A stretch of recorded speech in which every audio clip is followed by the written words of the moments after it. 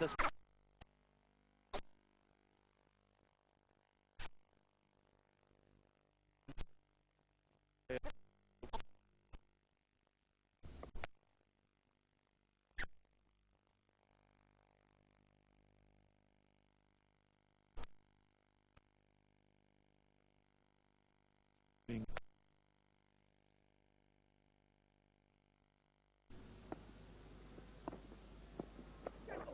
Plays it again. This time he's got something on it, and it should run down towards the boundary. Caddy is steaming round, picks it up. They'll easily be able to get back for the 3. That's no real problem because he's beaten Gibbs outside the off-stump.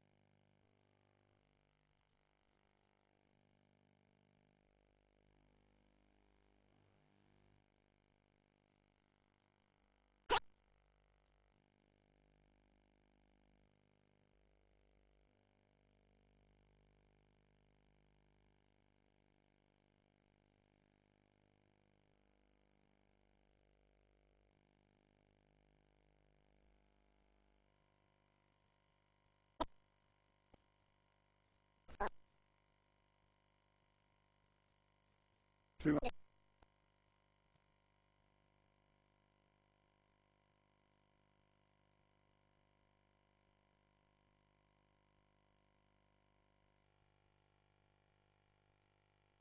Flight and Guile in his left-arm spin bowling, 2 wickets for him. Good support from Andrew Caddick, and a nice return to the test side for Chris Silverwood. The one big surprise really was the form of Darren Gough. He was expensive, as you can see, and overall I think he'll be pretty disappointed with his day. Well, England had South Africa on the rack at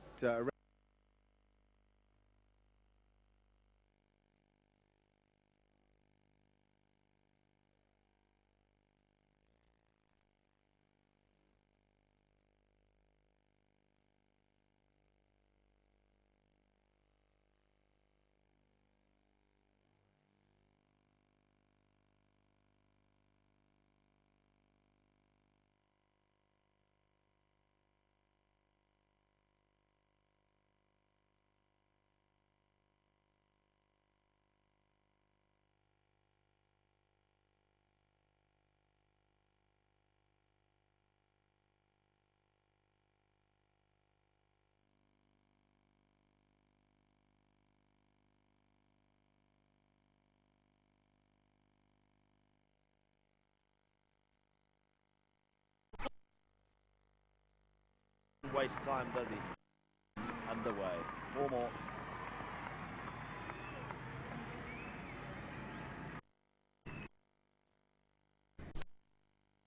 Short of a length.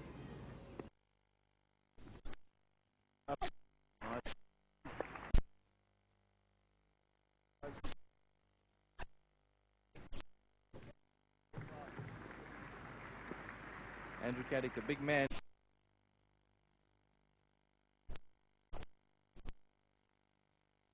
Forward, and it's going to cost. That's 3 very poor deliveries from Silverwood, just not sorting out his line to the left-hander.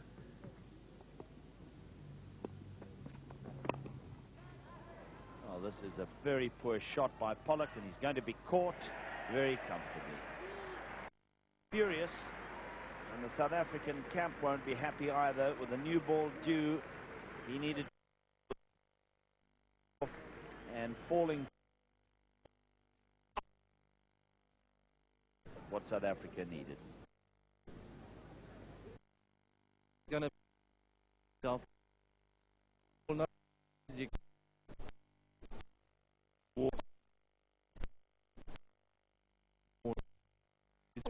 Absolutely furious.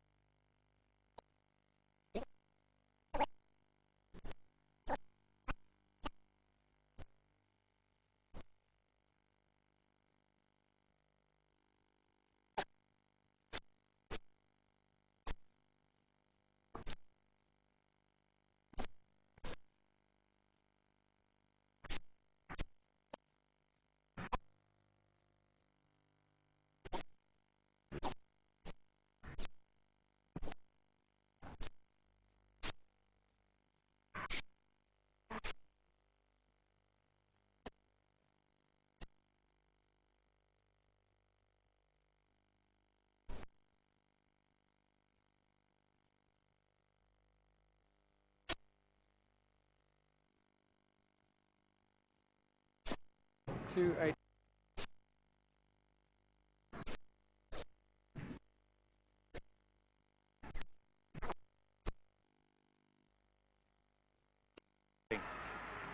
two more to cruise now. The second.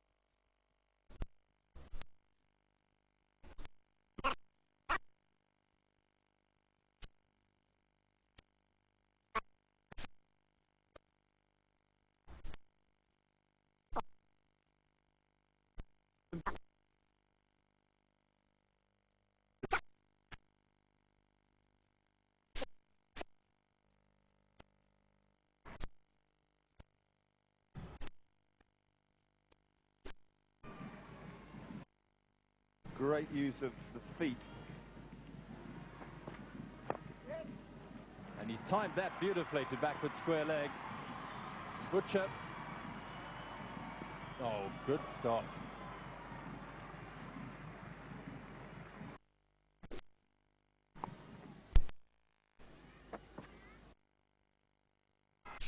Ball from Butcher, from Klusner. Get a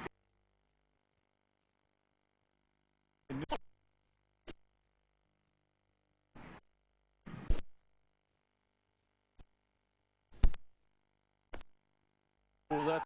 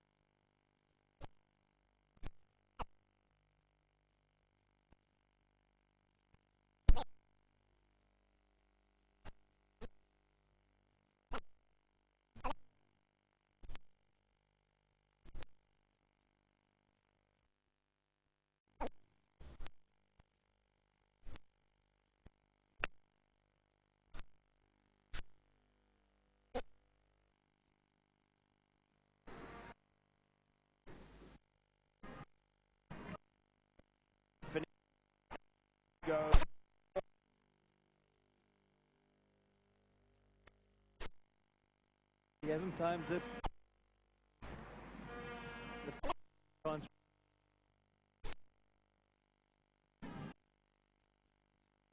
One's through though, and that's 4 more. Yeah, this is a good shot. Doesn't try and hit it too hard.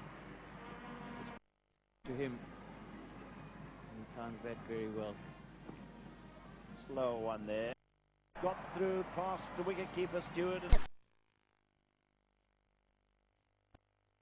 He's conceded 4 byes, and with those 4 byes, it turns out 15 runs.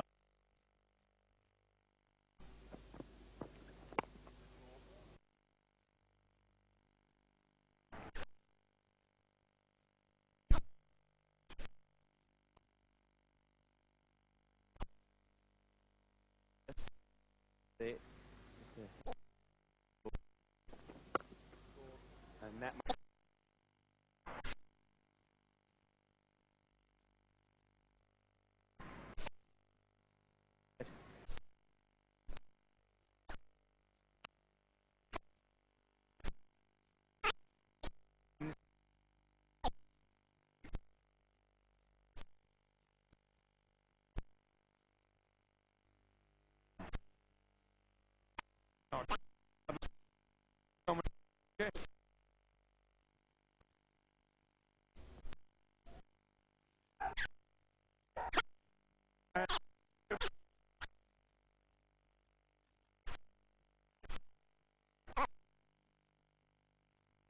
knocked out.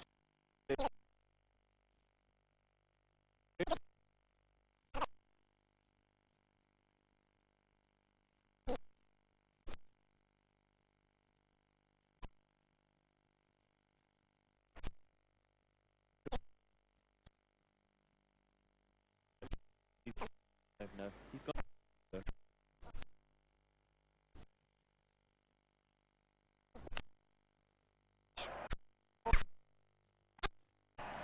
Silverwood correctly keeping the ball up to Alan Donald, trying to get that little bit of swing.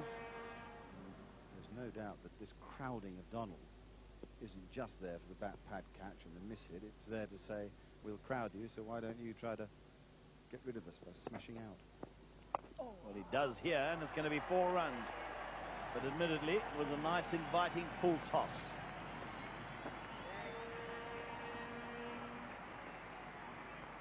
They've still got to be dispatched. Toss has gone up in the air. He should be caught and is. So Alan Donald perishes, having a go there at Tufnell, trying to hit him across the line, across the spin, and succeeding only in topping edge it, and caught by Hussain. Well bowled, Tufnell. Prepared to give...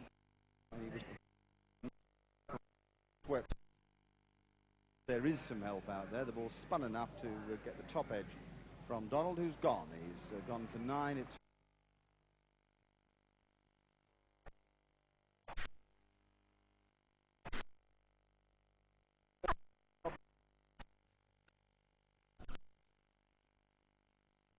Well,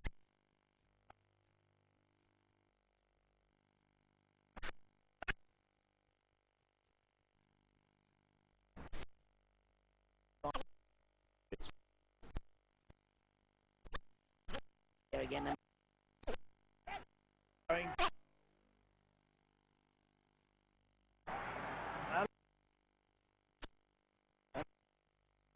Loser.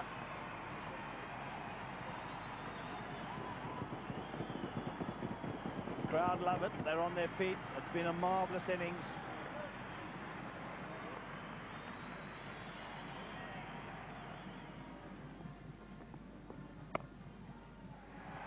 Now he smashes it for 4. They all come in, you see. And he just crashes it through the infield to the boundary. It's a 4 more. oh, what about that first shot? He hit that so cleanly. Be over the head of slips, 4 runs. Dangerous.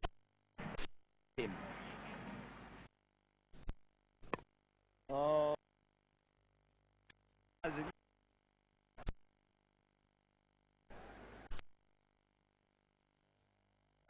no fielder.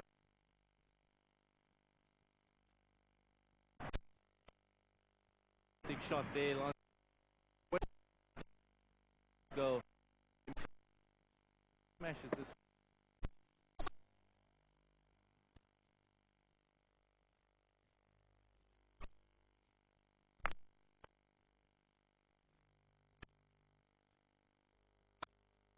Long.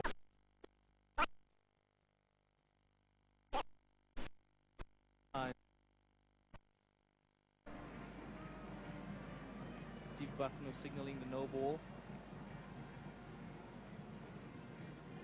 This is a simply brilliant innings. 168 he moves on to. The South African record for a number 7 belongs to the Benoni goalkeeper.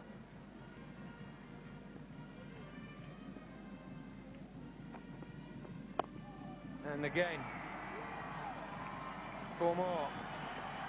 Doing some awful damage to Tufnell. And Dennis Lindsay's record in danger. 6-4-4. Lance Klusener doesn't look like he's about to give up now. Smashes that one. One bounce into the boundary. Lance Klusener moves on to 172. He looks mean, Robin.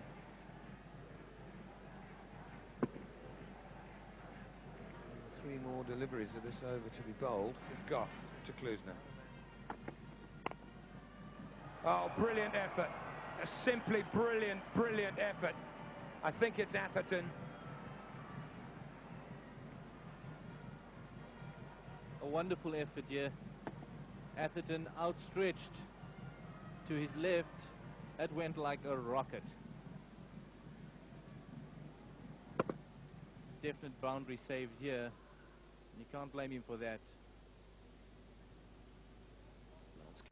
Has now scored the highest test score at St George's Park of all time, going past Lindsay Hassett of Australia.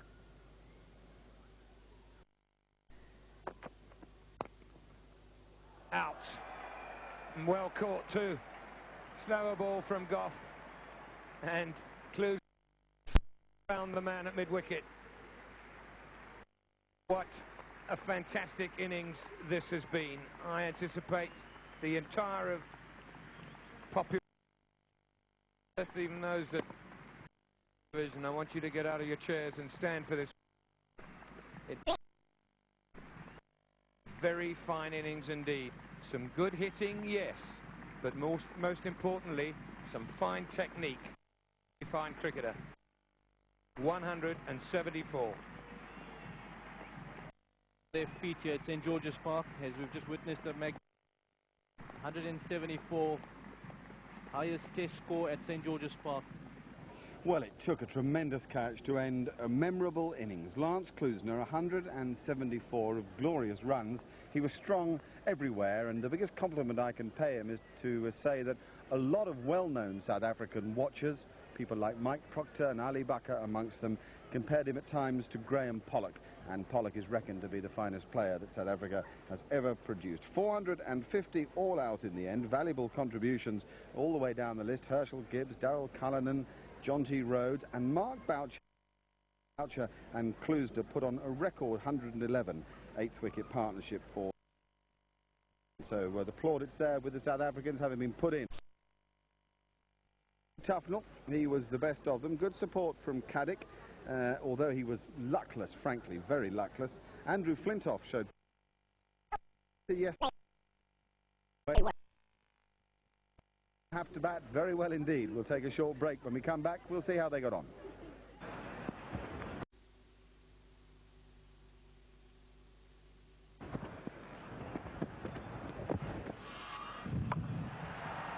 Welcome back to the St George's Park ground in Port Elizabeth. South Africa finally bowled out for 450, and the highlight of it, a really memorable 174 from Lance Klusener. We're going to pick up the action now at the start of the England innings, and my, haven't they got to bat well here today in the sunshine. Mark Butcher is the man on strike to Shaun Pollock. Nice shot through the covers. I think this has got enough on it. Yes, to just make it to the boundary. striving to get the in-swinger to the left-hander going, which he likes to bowl reasonably full in order to look for an LBW. Oh, he's up! Off the inside edge. Knocked the off stump out of the ground. And so early success again for South Africa. And Butcher is gone.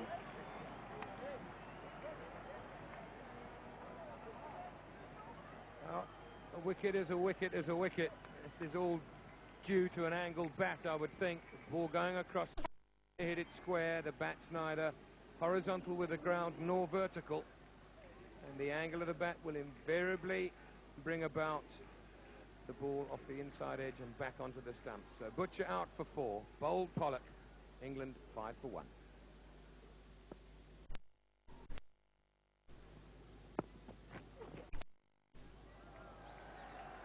Well, that's as good any way of getting off the mark. Taking on the fast bowler early in your innings. A little bit too short this from Pollock. Wasn't intended bounce or anything like that. Just a little bit short of a length. Hussain onto it very, very quickly. Rolls the wrists nicely. Plays the ball down. Perfect execution.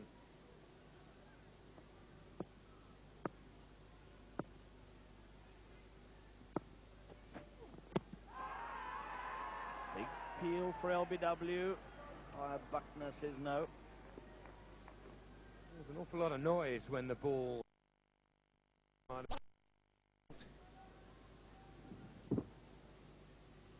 I think there was a little bit of inside.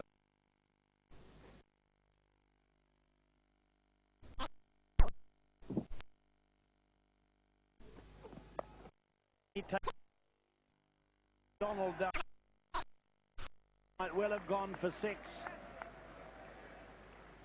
And umpire Buckner is asking Alan Donald, is it 6? And Donald indicates, yes, sir. It went right over my head. There was a bit of a top edge, and it might well have been down his throat. It was certainly straight over his head. Well, the scene set on a slightly bigger ground. I think Hussain might not have been so fortunate, although it was to Donald's right as well. But he certainly made his intentions clear. If you're going to bounce me, I'll take you on. The bowler won't mind that. He goes again. And this time he pulls it off. So that's 3. He's had to go at 3, and it's another 6.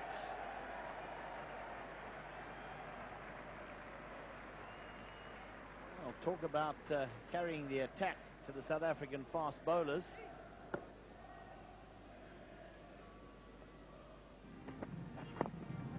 That's full, half volley, leg stump, 4. That's what you would expect if you bowl the ball there to a top player. And that's also the end of the over, 26 for 1.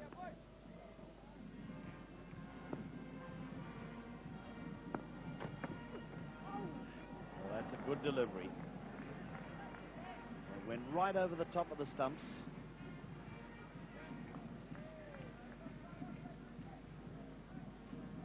Seam movement. That's the length, you see. The batsman's sort of half forward, which indicates that he's not quite sure. Oh, that was a nasty one. Length. And starts with a maiden after tea. Field for LB. No. Buckner.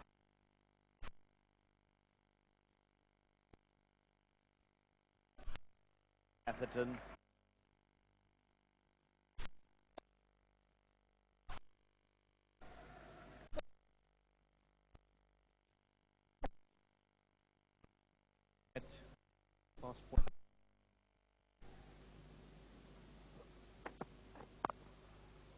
Repeat. And 4.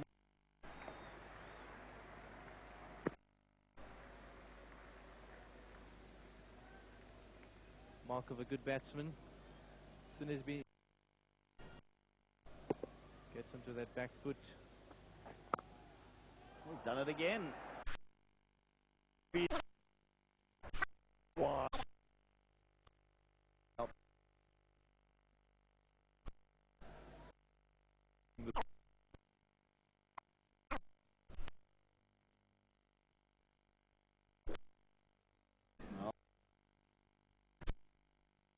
that very hard indeed.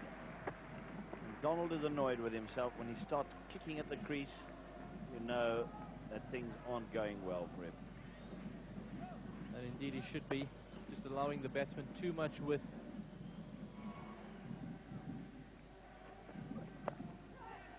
Good bit of bowling.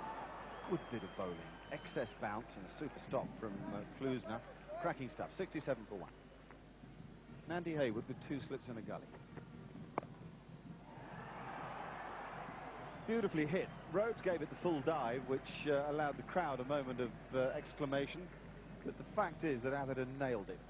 Yes, he's been exceptionally strong in that area throughout his innings today.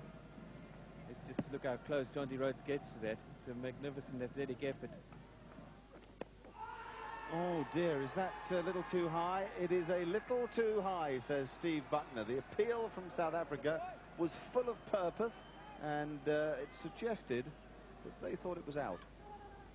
Well, I think this is going to be a very good shout indeed. But Hussain, I think too high.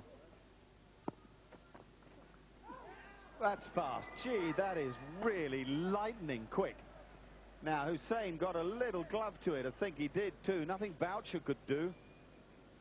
Yes, this is not a quick wicket, and it wasn't the thickest of edges, and then you are so relieved. You look around and you see it's just got enough on it to clear the keeper's gloves. Cracking cover drive. Slower ball from Hayward, picked by Hussain, who got into a good position. Stride forward. It's 84 for 1. Oh, another short one. Is it going to go all the way? Well, a great effort by Hayward, but to no avail. Didn't get hold of, and finally crack. He's hit that like a truck. Between these, the form 100 follows it up. Very cracking shot. Example of how the pool should be executed.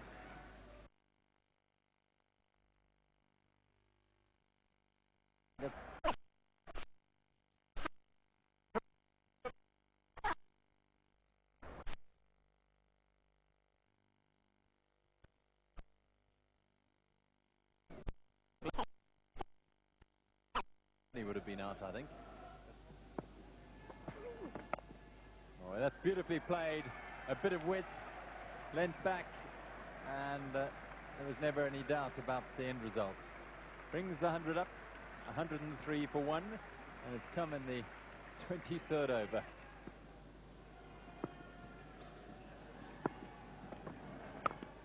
Doesn't miss out there, Hussain. That's 4.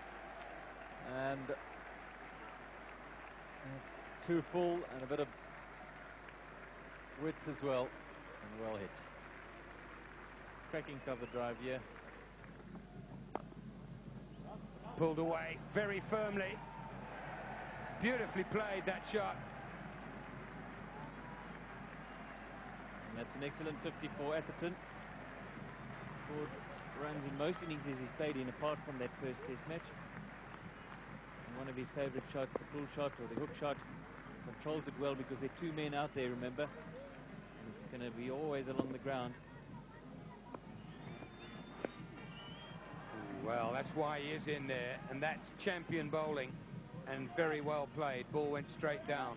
123 for 1. In the air, and it's just got past third slip. Second slip. Third slip might have caught it. His third slip, he would have been that margin closer. He might have had a chance, but I'm not sure that this carried to Jacques Kallis. A long way short of him and wide. Oh, he's caught. Is he caught? Oh, he's dropped it.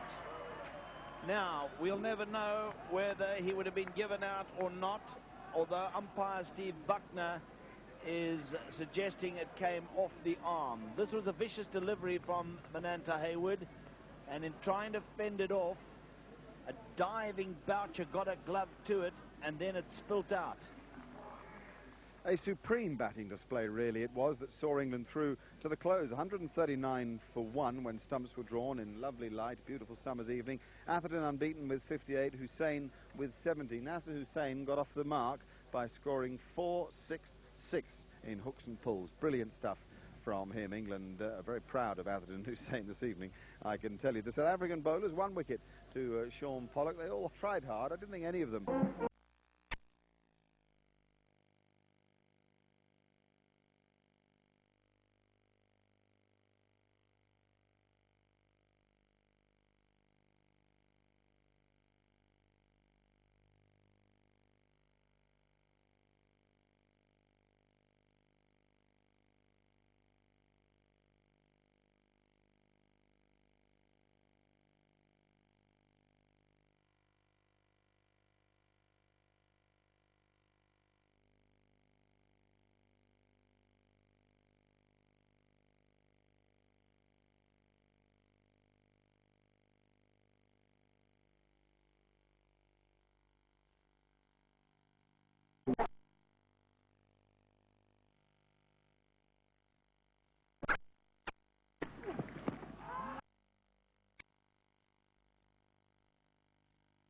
There's Rudy Koetsen. Let's see why. On to around perhaps a little bit too high in line.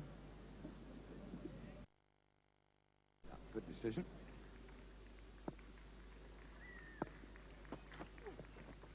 I thought I heard a little nick. But obviously I didn't. Hussain well beaten.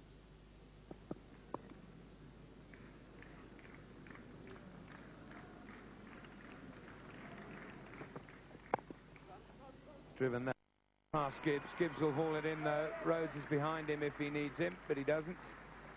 Just 2.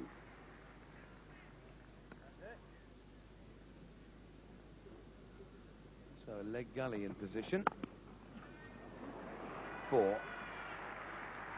Just over pitch, and Atherton. Again, he doesn't get that far forward, but the ball is close enough to him. His weight is good, and that's the 150 up for England. Oh, beautifully bowled. I think Atherton looking for something a little shorter than that. The ball pitching outside the off stump, and then I presume there was a little bit of seam, but then swinging away from the right-hander after it had pitched. It's a good shot. Rhodes.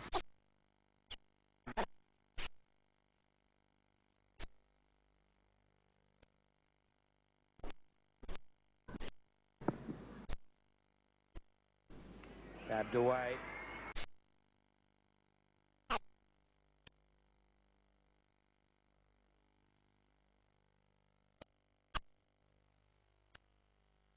From slip, Rhodes from point.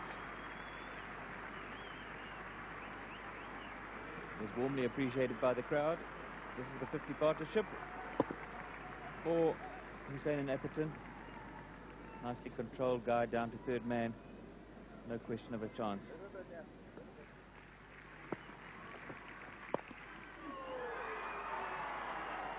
That's going to be 2 bounces, 4 runs. Just backward a square on the offside. Short and wide, and quite deliberately, Hussain hits it high in the air over Jonty Rhodes' head. Actually nice to watch the way Hussain adjusts to that delivery as it climbs on him. Doesn't attempt to keep it down. In fact, opens the face of the bat, smashes it over point for 4. This is out surely. Yes, up goes the finger from umpire Steve Buckner. No doubt there was a sound there as he swatted at that one, and at last South Africa have got the breakthrough that they so dearly needed. And Nasser Hussain, the England captain, on his way back to the pavilion after a very well played 82. Finally, breakthrough for South Africa. The short ball did do the trick in the end. Bottom edge, there's Nasser Hussain attempts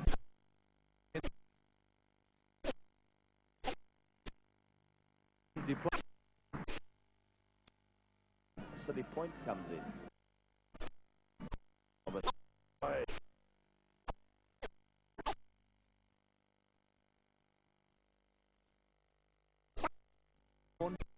Pads past square leg. With the fielders up, attempting to put the pressure, turns it past the square leg for 4. Very well played in the end.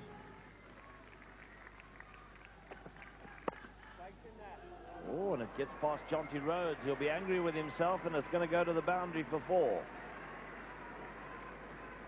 You don't see that happening often. He'll be very disappointed, but in his defense was an awkward bounce. Ball bouncing once, twice, just before he got there, and slips through the fingers of Jonty Rhodes. Not something that you'll see too often. That's quick and caught behind, not out. Hayward wasn't convinced, and you just get the feeling that none of the rest were either. Oh, quite right. Absolutely. You did one that you felt they thought we must shout, and we'll just see what the umpire thinks. And the minute we know the umpire doesn't think much of it, well, nor do we really. Oh, that is very, very well stopped in the gully. Callis, because there was a lot of pace behind this. And Callis is quite tight in at gully.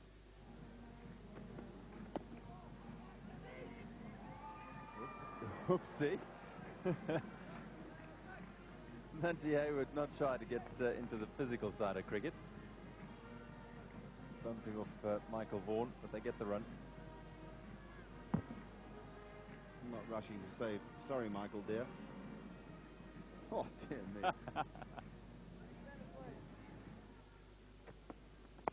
There he goes for it, and he'll get it away well in front of square, down to deep mid-wicket for 4. A terrific stroke from Michael Atherton. Played with such conviction. Nothing airy-fairy about it. Just gave it some fearful clatter. And it wasn't the slowest delivery either. 147 I've measured, so beautifully played. Knew he could play it in the air safely, well in front of square.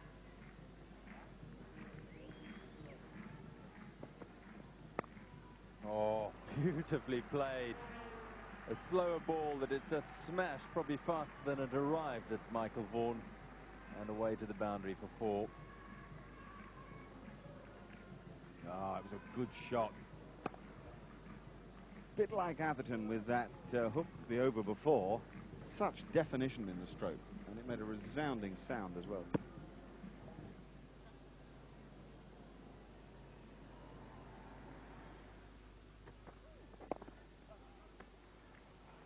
I wonder if that was a planned move.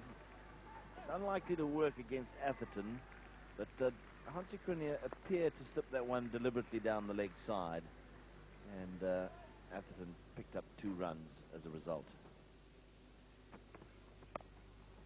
And that's magnificently played. Just too wide, and Atherton quickly onto it.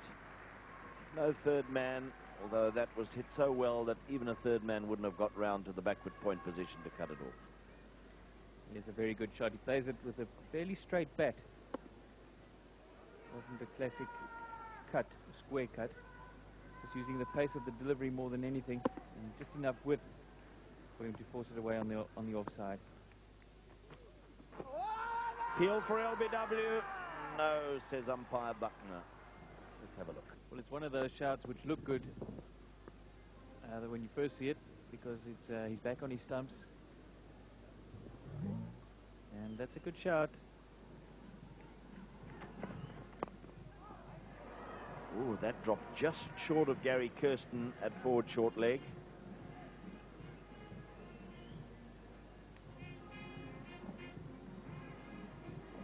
Kirsten staying down well. He's at it again. Michael Atherton, unbeaten with 91 at lunch as England reach the break, 199 for 2. Michael Vaughan has been in support with an unbeaten 11. It's been hard going for him, but he stuck at it well and showing signs of the sort of concentration needed at this level. The one man to go, Nasser Hussain, this morning, undone by the Donald three-card trick. The bouncer got him, and Donald bowled marvellously well for the South Africans this morning. Pollock bowled nice and straight. The truth about all those bowling figures is that this is a flat pitch. Very, very good for the batsmen. We're going to take a short break. When we come back, we'll have a look at the afternoon session of play.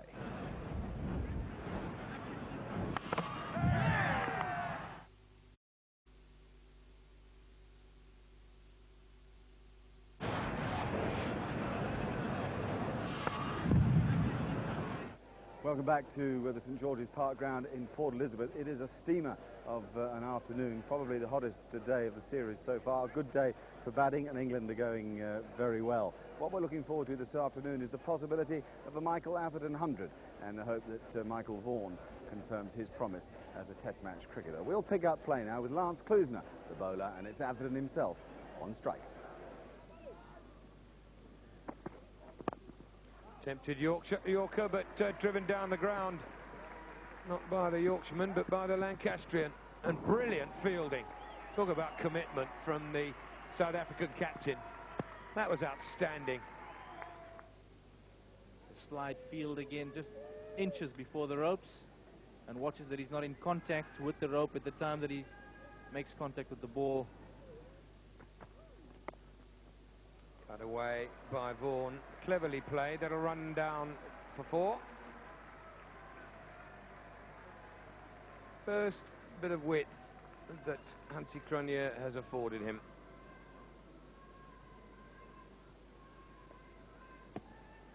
Allowing the ball to come on.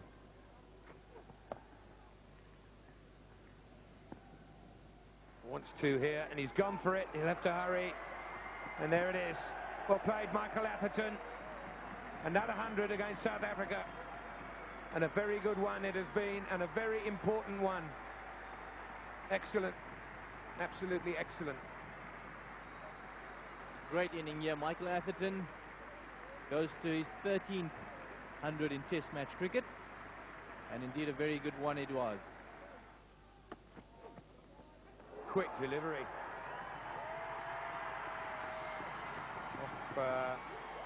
Made a real fleshy sound, that did, off the shoulder, I would guess. Not just because Atherton is holding it, but my goodness me, that was a quick ball. Yeah, off the shoulder. Good decision from Rudy Koetsen. Oh, and was there a bit of bat there? I think so. Oh, it didn't quite carry, I don't think.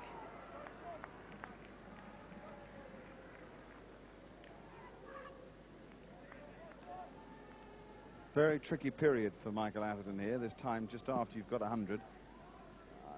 I don't know. Where's that gone? To the wicket. For 2.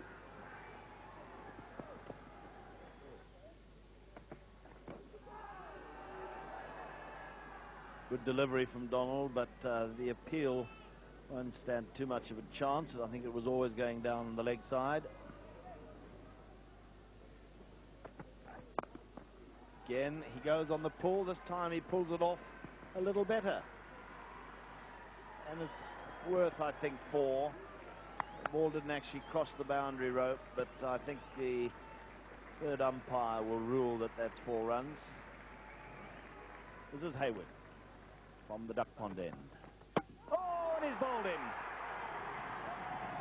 His first wicket in Test cricket, and what a lovely sight for him. The middle stump out of the ground. First ball taking over from Donald down at the duck pond end, and Monante Hayward has got his first Test wicket. Vaughan bowled middle stump. Tremendous performance from Hayward to come in first ball after a long layoff and be on the spot. Gun barrel straight, full, and the problem for Vaughan was he wanted to get forward and couldn't. He was stuck on the back foot. It ripped through his defence, and Hayward deserves grand applause for that. Vaughan played nicely, but he's been steamrolled by a crackerjack first up delivery. from Nandi Hayward. Oh, he's got him!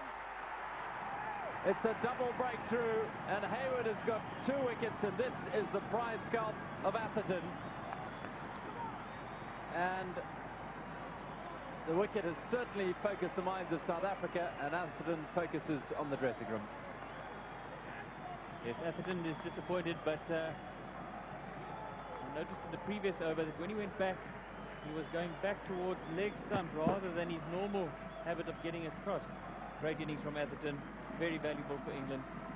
Gone for 108, and England now 229 for 4.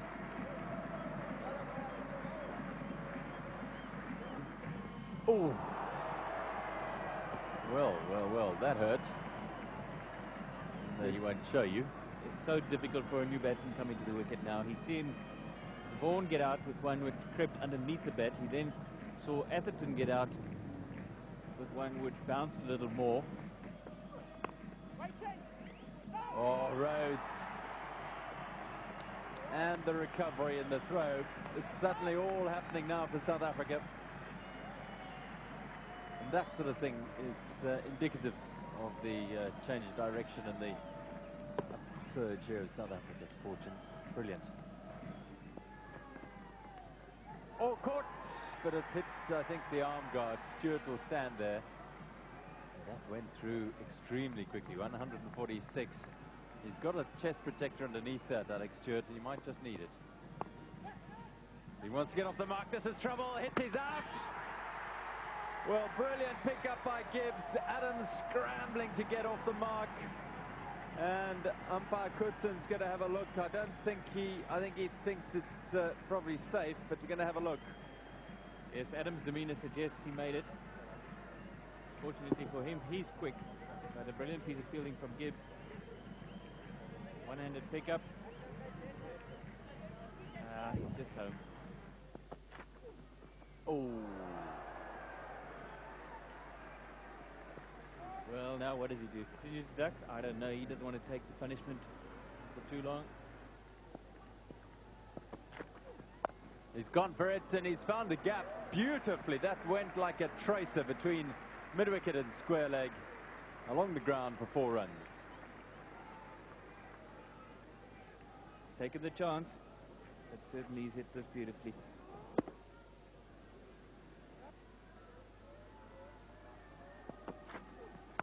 He's gone again, and this time he's gone between Cronje and Donald along the ground, I fancy. Difficult to pick it up, but it's 4 anyway, and it's 242 for 4. Found the gap. He's timed it well. Jonty's after it. Scoops it back to Gibbs, and between the two of them, they ensure that only 2 runs are taken.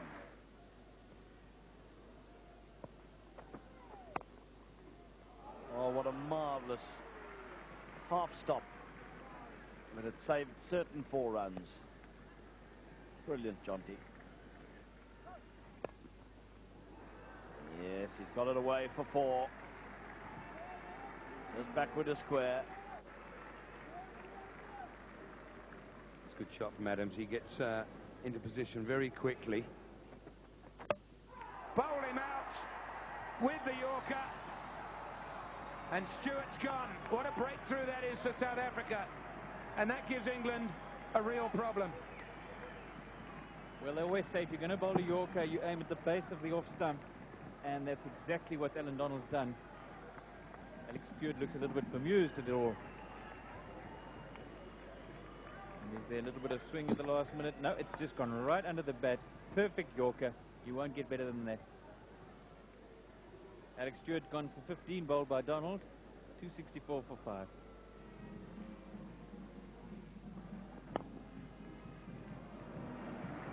Well, this pitch that before with no problem at all. Clearly one of Flintoff's shots. He really does play majestically through that area.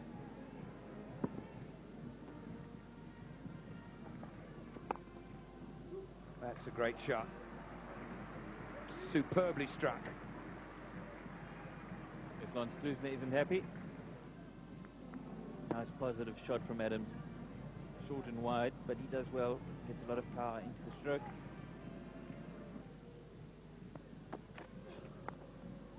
Ouch, caught slip. Pollock strikes immediately. Well done, the captain. And well caught, Jacques Kallis. Very well caught, Jacques Kallis, because he's taken this head-eye at least. And at St. George's Park, where he used 2 or 3 meters closer than normal, that is quite a brilliant catch. He got a lot of bat on it. He hit it hard. The extra bounce, I think, from Pollock undid him. And that is a brilliant catch. Chris Adams gone for 25. Brilliantly caught by Kallis or Pollock, and England in a bit of trouble. That's a nasty blow. Caddick has an arm guard on, but there's that bit that, I don't know whether you call it the same thing over in South Africa, around the funny bone, do you call it, on the elbow? And I think that, oh yeah, but he's just got the arm guard. Thank goodness for it. That would have been unpleasant. He took his eye off it. Splendid cover drive. Andrew Caddick using that length and that height of his reach for that outside the off stump and smash it through covers for 4. Pollock's not going to be too happy about that. A wonderful shot, because the ball was on hit on the up on a pitch that hasn't got a lot of pace. A really good eye, and he keeps it simple. And he's on the spot again. Oh, trouble for Caddick here if he hits. Oh, that's tight. Now, will the umpire ask for the camera? No, he won't. Not out. If the throw had hit the stumps, Caddick had sort of gone off always thinking there was a single, and Flintoff was never interested in it. I wonder here. His Rhodes. Direct hit would have been seriously tight. As it is, the umpire's quite right, he's in. Edge. Couldn't have carried. Fantastic stop by Jacques Kallis. Fantastic reactions he's got. Brilliant work here, Jacques Kallis. Just taken a catch at that wideish third slip position. And now one just on the volley. Ball bouncing just inches short of him. It would have been brilliant had he taken it.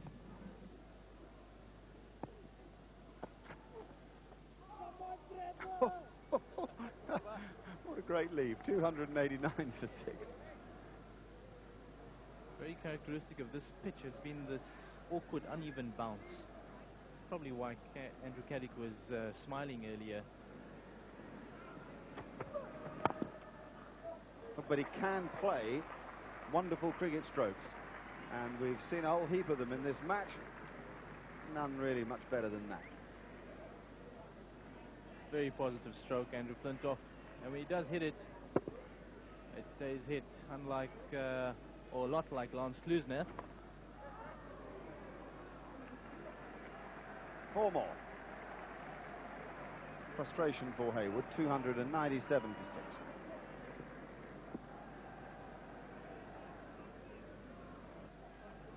6. Andrew Flintoff off the back foot. Looked like he gave himself a bit of room there.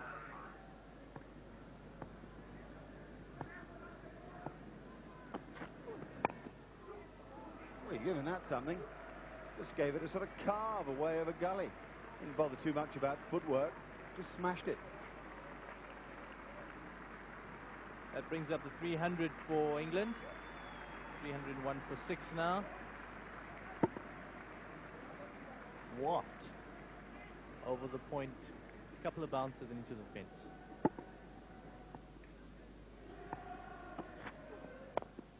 Oh, yeah. Oh, that's it. It's, well, I don't know what to say, really. It's such a good shot. He's picked a slower ball and just eased it down the line, really. Really a great shot. Nothing wrong with that. Oh, good one. Good one. The perfect line. That's all that was. A bit of extra pace. It didn't do much, seam or in the air or anything. It was in the corridor, as Geoffrey Boycott might say.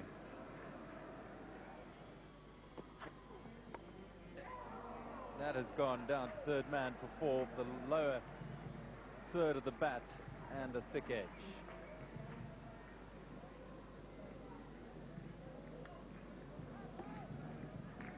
Well, it's very frustrating for the bowler to know that that was a nice catchable height for a man in at a sort of second, third slip position. Crack 4 more, 3 in a row. That's a beautiful stroke off the back foot. And this is looking rather messy from Shaun Pollock. And the partnership developing now with 39. Caddick has played some good shots himself, and Flintoff is really getting busy now. He's moved to 30. That's a lovely shot.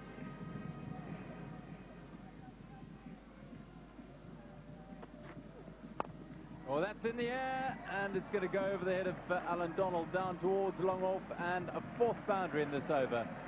A really big one for England and Andrew Flintoff, and Shaun Pollock has been belted a little in this over. 3:24 for 6.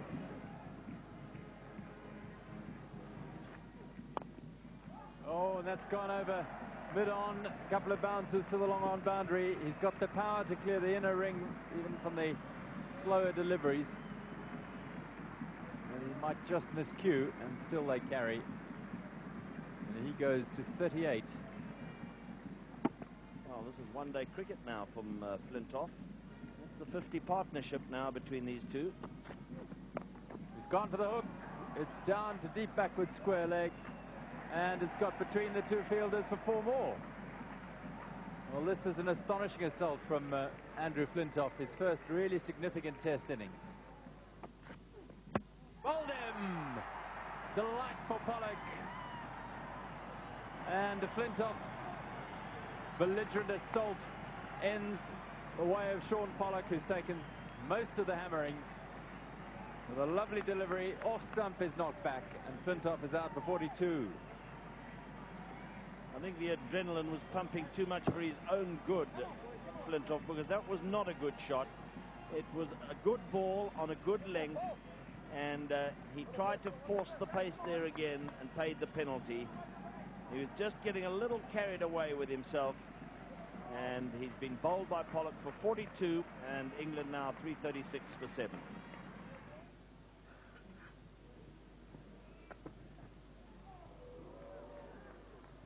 Missed by much, and Bouch has done well to stop it. Superb delivery, Alan Donald, not too far away from that off stump.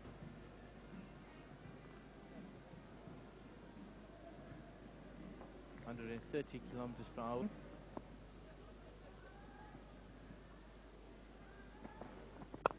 It's a good shot. Oh, and yeah, at the standard set these days, one that I think should have been stopped at mid-off. It's been a long day in the field. Seaman onto Hayward, just a second too late in getting down there. Out! Middle stump flies out of the ground. Number 182 for Alan Donald. I beg your pardon, 282. Fantastic delivery. The Yorker does it again. This time directed on middle stump. And you see the middle stump doing a cartwheel. Beautiful sight for the bowler. Darren Gough completely playing the wrong line as the stumps shatter and Alan Donald celebrates. Gough bowled Donald for 6. England 349 for 8.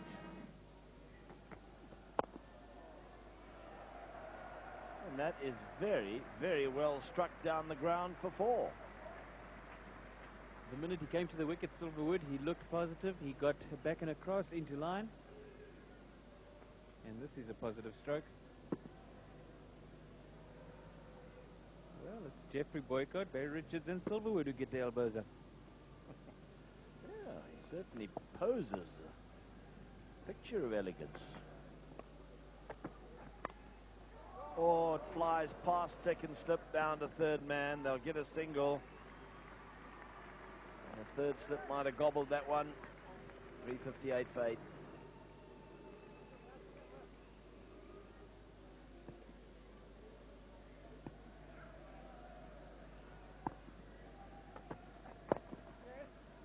uppish, but well placed through mid-wicket. Pollock labours after it, and they take 2.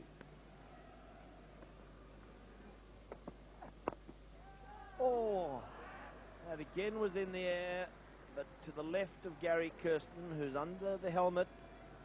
He's not very close in at forward short leg. He's a little bit back, but it got past him. Again, a couple for Caddick. Yes, he's back precisely for that shot, and a bit unfortunate from his point of view that it goes wide of him. I suppose if you're the batsman and you hit it straight to the fielder, you always say to yourself you're a little bit unlucky.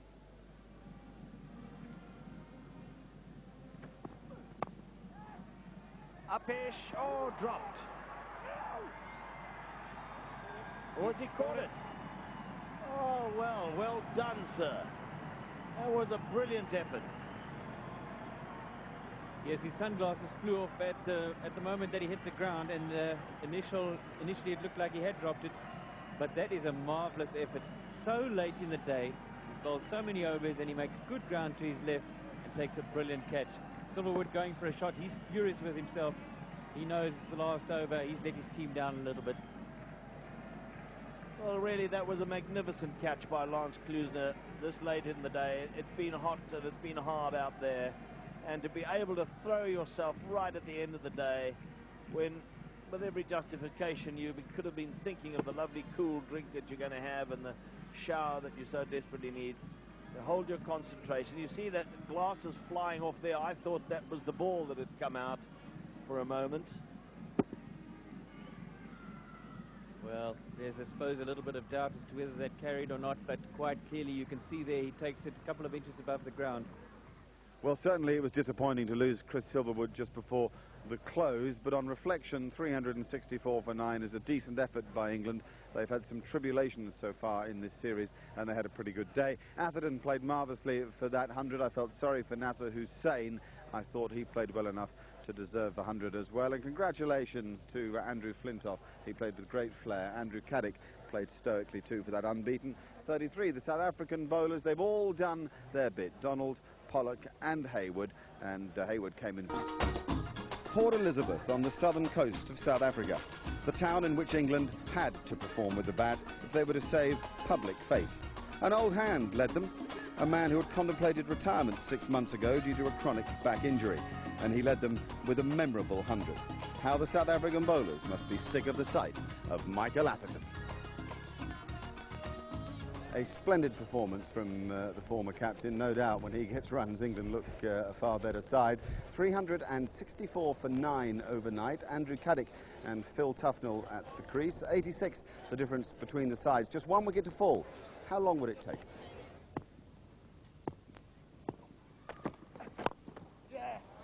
Donald knows that 1 in the block hole could be enough for Tufnell, but Tufnell's going to get a single here because he does rather well to keep it out. So he gets off the mark. Yes. Oh, he's got that away. And it might well be 4. In fact, it will be. Just threw the bat at it. And it flew backward a square on the offside and has gone for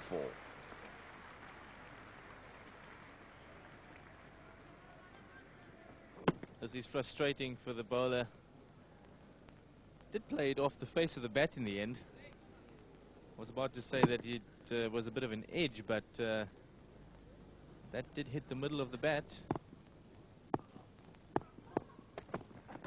And this might be 4 more. It's played away backward past the square leg umpire. Gibbs does haul it in. And there's 2 to Tufnell. So he's being a bit of a nuisance. Tufnell moves on to 7. This one in the air for a while, but placed very well in the gap. Now it's going to be Caddick facing Hayward. Fairly defensive field, 2 slips, and that's it. Hold, kept a little bit low, and down off the bat, I think, onto the stumps, and Caddick is out, and the England innings ends.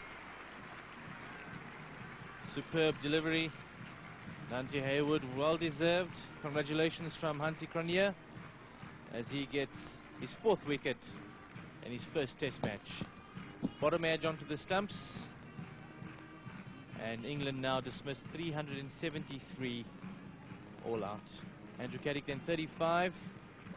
My guess is that England will have settled for that. 373 in the end after the trauma of the Wanderers. Any form of big first innings score was something to lean upon. Michael Atherton, very much the star of that show. 108 from him. He's confirmed that he's back and probably here to stay again as a test match cricketer. Plenty of people contributing down the list. A fair few were saying that once you get to 20 odd you should go on, and 1 or 2 England players were guilty of not doing that. But resilience down the bottom from Andrew Flintoff and also from Andrew Caddick, so well played both of them. The South African bowlers, splendid first match for Nanti Haywood. He's got real pace. It's difficult to see how the South Africans will leave him out in the days to come in this series, and typically Alan Donald and Sean Pollock always in the game.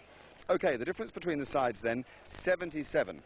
That's a good lead for South Africa on a pitch that is getting a bit lower. If anything, it's certainly very dry now. We're going to pick up play at the start of the South African second innings. It's Darren Gough bowling to Gary Kirsten.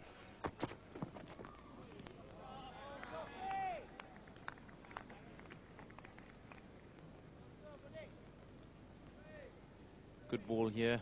Darren Gough coming back at the left-handed Gary Kirsten. Oh, there's the appeal. Kirsten was playing it away on the onside, beseeching is Darren Gough. And you hear the Uitenhage tone, not out. Yes, well, Kirsten is trying desperately not to play too far across towards the leg side. That's pitching, well, it's hitting him on the back leg, but the question is, did it pitch outside the leg stump or not? And I think Rudy Knudsen has got it right. Oopsie. Well, that was a mean delivery from Andy Caddick, who is a tall man and delivers from very, very steep. That's out. Caught at backward point. And Kirsten has had a troubled time at the crease. It comes to an end as he's caught by Michael Vaughan at backward point. Almost a case of Gary Kirsten just losing patience a little too early in the innings. He was battling to get bat on ball. He was facing some tremendous bowling, some testing bowling, and he goes for a shot. The ball is not quite there to drive, and all he can do is slice it away to Vaughan in the gully. Good catch, went at quite a nice pace. So Kirsten out for 2 in 23 balls is a disappointing test match. It's 5 for 1. Ooh. Loose shot.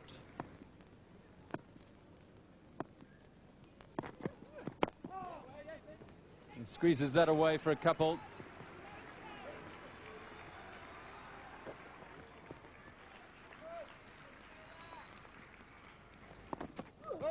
Oh, just as well. That was a beauty from Darren Gough, and it brings 4 runs as well. Well, again, Gough is getting that movement back towards the right-hander. Late swing. It really is swinging almost reverse swing style, and just coming in off the wicket as well. Gibbs very lucky.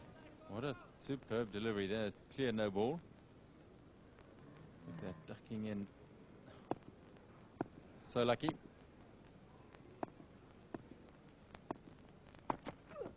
Edge drops short of Atherton at slip. He didn't push very hard at that ball, and as a result it didn't carry. Quick, what's that, Dave? Good appeal. Now what Steve Bucknor says no. Very quick delivery from Caddick. Certainly clipped something on the way through. There was a noise. It's a question of whether it's forearm or whether it has hit the glove. He certainly played at it, didn't he? Starts to play at it. I'll go for the sleeve on that evidence. In the air and out.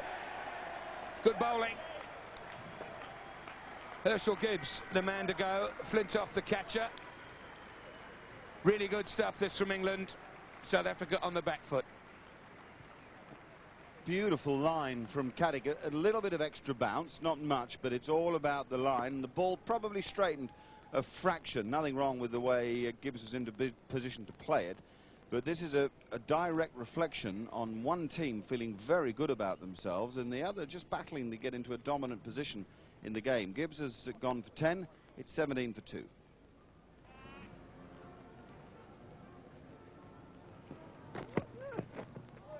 Way, that did go through.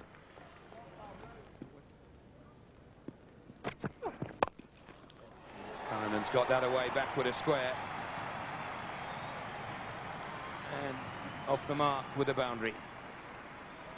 It's a tremendous shot because he just makes one move. There's no sort of hurried or complicated footwork here, just one stride and lovely balance. It's not that easy to do when you first come in, particularly when you've had plenty whizzing past your nose.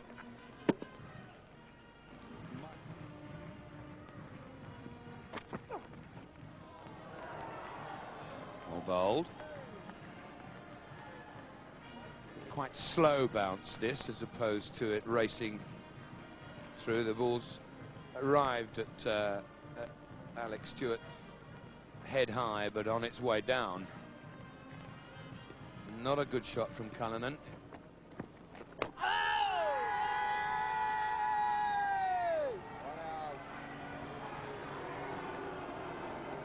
Well, there were some noises there. I don't know whether the batsman might have hit the keeper's gloves or... Well, Alex Stewart, you see, is not interested from the word go. Good for him. He doesn't join in the chorus. Whether he might have hit the ground with his bat, that sometimes happens. Yes, I think that's what did happen.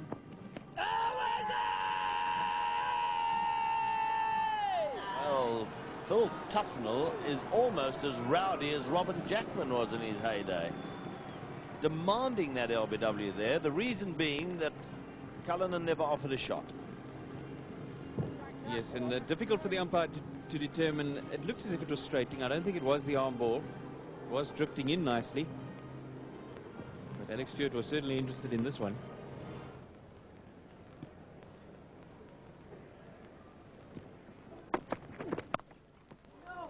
This flies in the air, down to third man for 4. There is a third man, but it went very quickly because it was airborne and he couldn't get round to cut it off. It was a bit too close to him in the end. He's got it away though, and we'll get a couple down to third man.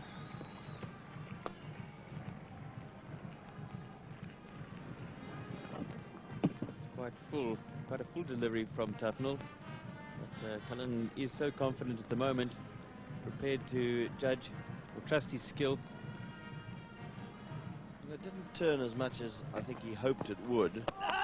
That one does turn, and it's a very, very good delivery indeed. Stewart whips off the bails, but Cullinan's back foot was always well anchored. Umpire Steve Buckner's not even going to call for the third umpire to have a look at that. That was a good spell of bowling by England. 42 for 2 the South Africans, with Gary Kirsten and Herschel Gibbs, the men who have gone, and that was a beauty that got rid of Gibbs from Andrew Caddick. The English bowlers, Gough got it much better this time. Caddick was exceptional. Silverwood bowled quickly, and Tufnell found a bit of spin. We're going to get straight back into the afternoon session of play now, and at the crease for South Africa are Jacques Kallis and Daryl Cullinan.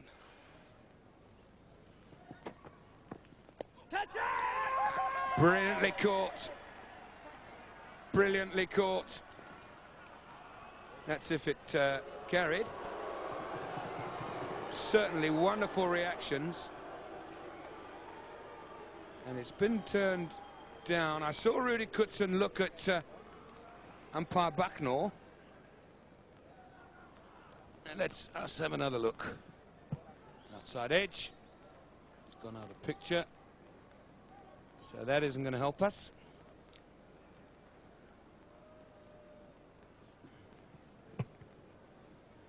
That isn't going to help us.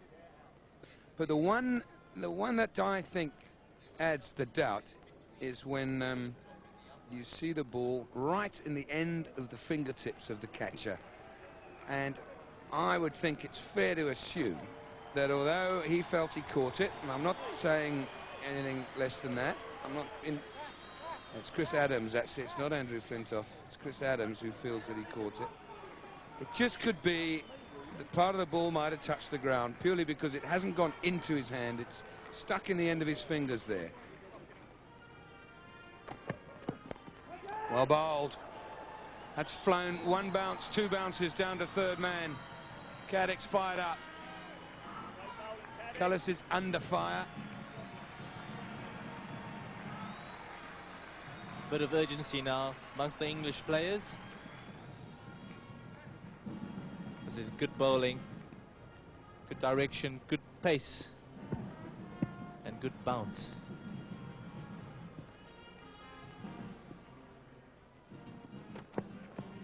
Bowling out. Through the gap between bat and pad. The middle stump flies out of the ground for not the first time in this Test match. And Caddick strikes another blow for England. South Africa 50 for 3.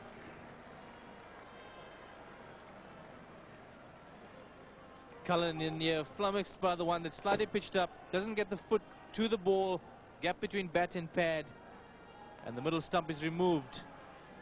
Caddick and his English colleagues will celebrate. Unlucky on 2 occasions, the controversial catch, and then the one off the splice of the bat, the shoulder of the Jacques Kallis's bat to third man. And finally, Daryl Cullinan departs 18, bowled Caddick. Catch it! That's not convincing. Almost an inside half of the bat. It's got him 2 runs. It's very interesting, this Test match right now. Very interesting indeed. He's got away with it again. That's the second time that fending off, the ball has flown into spaces where there are no fielders.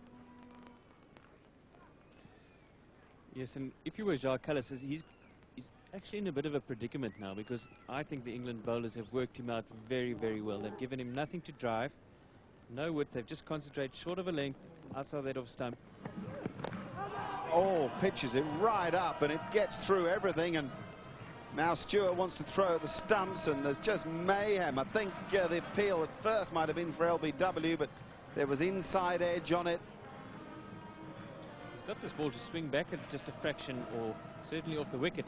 It comes back at Jacques Kallis, and because he's been hanging on that back foot, he's not quite forward. This is excellent bowling.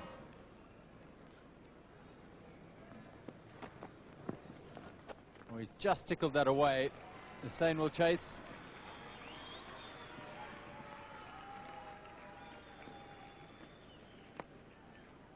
And this is the way the contest will go.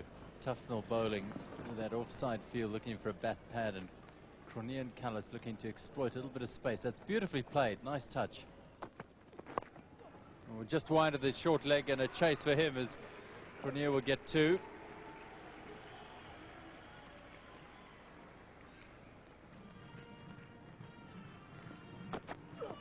Oh, he's got away with it, and we'll get 4 runs to add insult to injury for Darren Gough. An inside edge, and they all count. Certainly a mixed bag for Darren Gough. Inside edge there, Hansie Cronje not really moving his feet, playing away from his body. That's why the lack of control in the shot. Oh, thump. Be pretty obvious tomorrow morning when he wakes up. He's got a horrible bruise.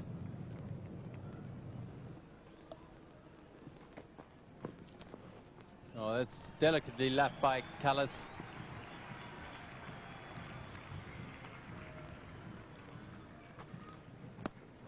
They take 2 at 79 for 3.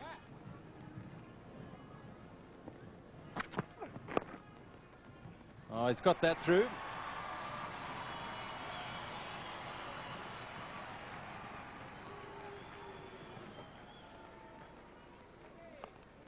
to Cronje. Good shot this from Hansi Cronje. More than shot that he plays, he guides it past the man in front of square leg. It's gone for the pull, just through the hands of Butcher at square leg and down to the boundary for 4. Now whether that was through his hands or just over, we might tell a little while later, but it's 85 for 3. With his right hand, I think it was. Might see it a bit clearer here. No, both hands. In fact, that was a chance.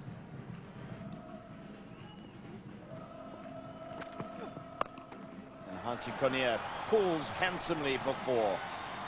Well, obviously the idea was to pepper him with a few short ones. That's why the man went in at sort of silly point or silly mid-off. And there's also a man on the table at short mid-wicket. But my goodness, he got hold of that one beautifully.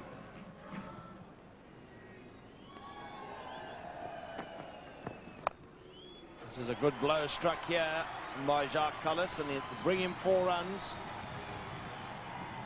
Square on the onside against the spin. Yes, he's played a few attempted sweep shots earlier where he's just trying to pedal it round the corner.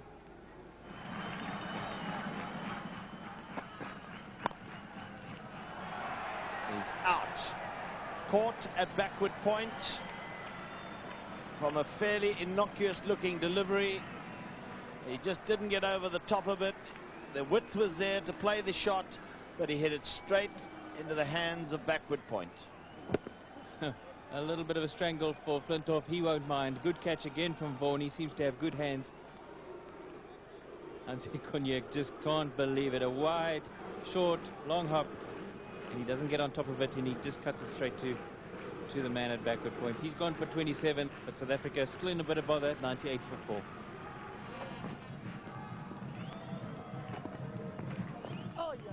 This is very fine. Goff comes steaming round the fence, picks it up, but there's time for 2.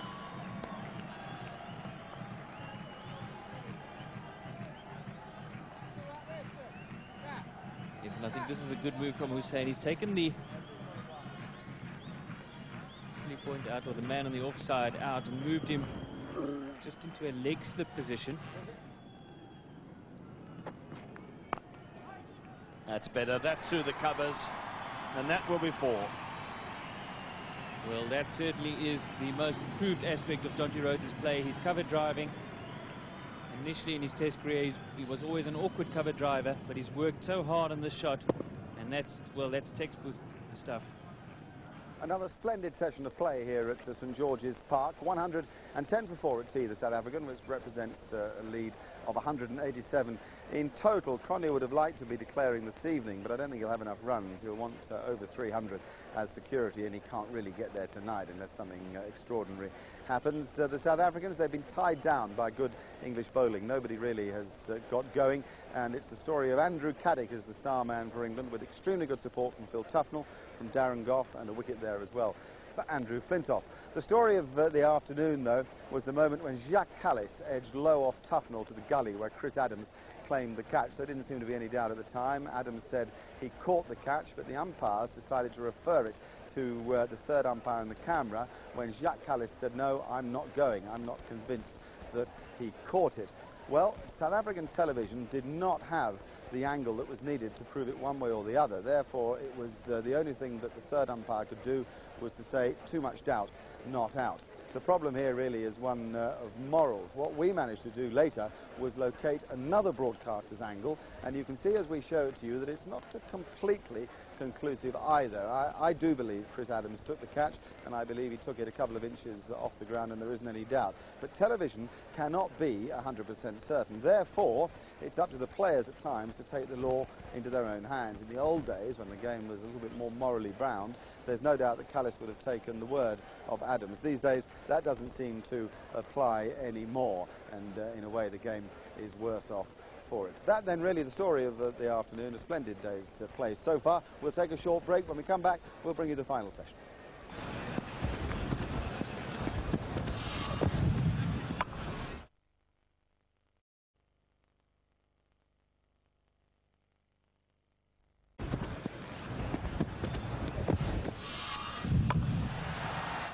Hello again, it's tea time here at Port Elizabeth. You may just be able to see the score over my left-hand shoulder. 110 for 4. That's a lead of 187 with 6 wickets in hand for the South Africans. We'll get back into the play now and we pick it up with Jonty Rhodes and Jacques Kallis at the crease.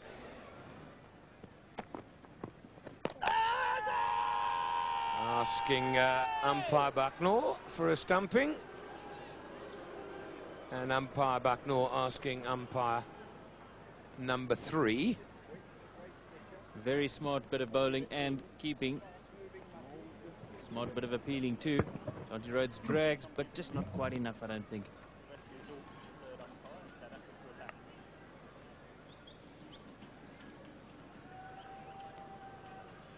Part of the foot must be behind the line, and is. Pulled away. It's in the air. There were cries of catch it, but it's gone away for 4. Well,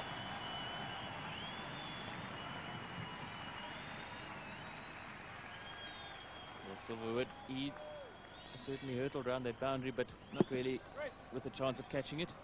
Jacques Kallis, for the first time in this innings, going for the short, or for the hook shot. A little bit of a top edge. But immediately it's brought about a change in the field placing. The second man going behind square deep on the leg side. It's no slip. There's a big appeal here, and England are very confident. Once again, umpire Bucknor showed no interest whatsoever at any stage. Well, this is a strange one because there's a funny noise, and for me what might have given it away is Jacques Kallis just turns away immediately, as if to say that's not out. Tufnell. Once again, Kallis paddles, and he's going to get a couple because it's very fine this time. Long way for Caddick to run. Oh, and they're going to get a third for an overthrow. Oh, Caddick did very well charging round the boundary, but his throw was awful. It was well wide of the wicketkeeper, and even the backup was taken by surprise, so in the end it went all the way down to long off.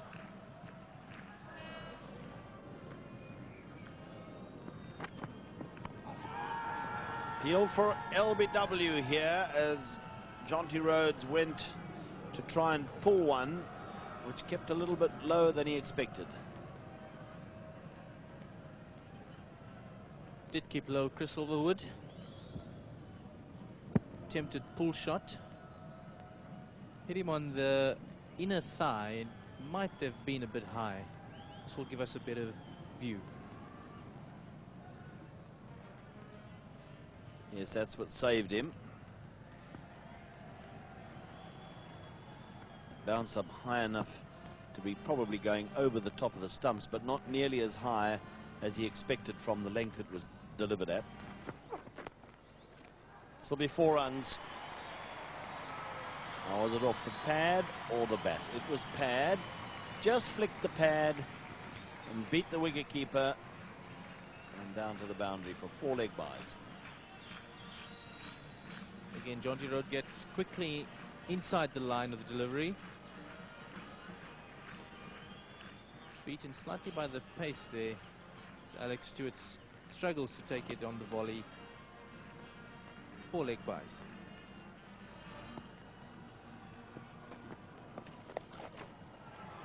There's a man on the boundary. He's got to race around, and he does so rather well, and they'll get 2. That was a very convincing sweep shot played by Jonty there. Very interesting shot. He actually used his feet. He was going down the track and then suddenly adjusted very well and carried out the sweep successfully. Could have been in trouble had he missed that, but we don't know him to miss too many sweep shots, do we? Ooh, that was in the air as it went past the silly point. You see, by going down the wicket, the ball went even quicker to the man. This one needed to be extremely sharp And with somebody advancing down the pitch, must distract the fielder standing at that silly mid-off position. Down to third man, it will run. Vaughan is after it. He will catch it. They will get 2, and that is enough for Jacques Kallis to go to that 50. And once he gets to 50, he often goes on to 100. He's made 500s, and that's his 950. And that's an indication that once he gets there, he's likely to go on. Look at how late he actually plays that. As a result of it, they've put in a slip. Well, that's a magnificent shot. That really is the shot of his innings. For once, he decided to use his feet to toughnell, got to the pitch of it, and crashed it through the covers. Jacques Kallis coming into his own year.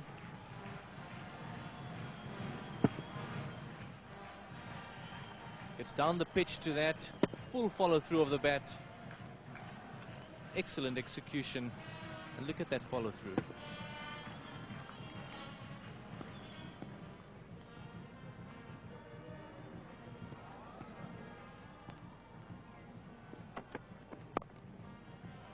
It's in the air, but down safely down to deep backward point, and 4 runs, despite the fact that there is a man at point, although he's much squarer, Atherton.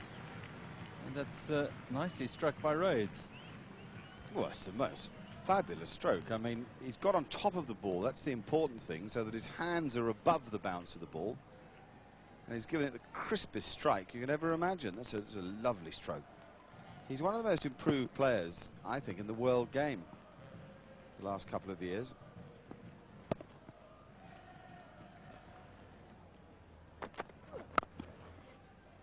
Good shot by Kallis, and half a stop by Silverwood. Probably prevented the 4. And Kallis eases home for 3.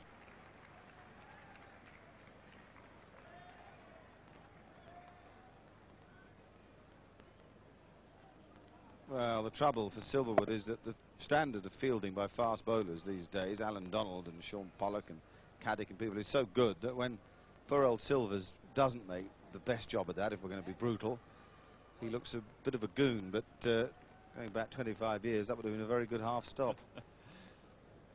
Oh, my word. Don't want to spill one little drop.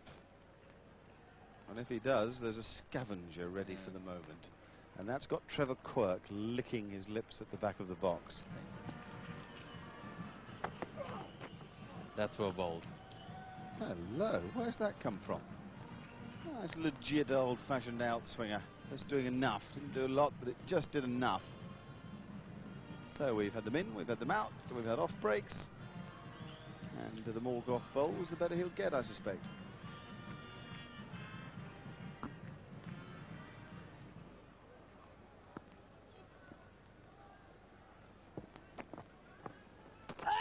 Oh, that nearly improved his strike rate.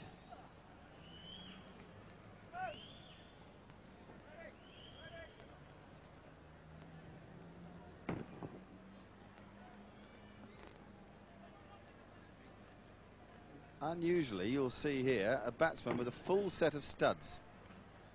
Now, these days, they bat in either flats or half spikes. That is very unusual. And who's the best runner between the wickets? Jonty Rhodes. Oh, he very nearly got into trouble there. Goodness me. These first 2 balls of this over, maybe don't quite know what he's up to here. Well, he's decided that stalemate's no good for anybody. Oh, it's gone way over. Stewart down to the boundary and 4 byes. It must have hit the footholes, but, well, difficult because from that end, it was outside off stump. Hit something. And just took off. So it takes a score to 168 for 4. It's well played.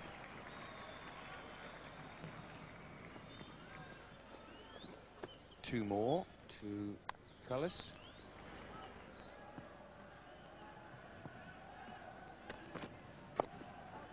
See what happened there? little bit of extra bounce from the tall Flintoff.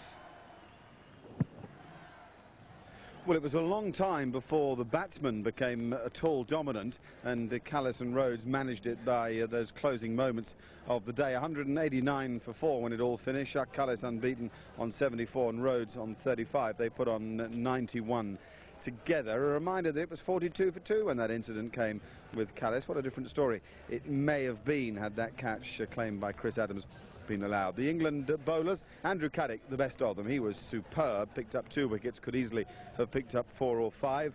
Darren Gough showed signs of returning to some form after a disappointing first innings. Stoical stuff again from Philip Tufnell, and a wicket there for Andrew Flintoff. The situation...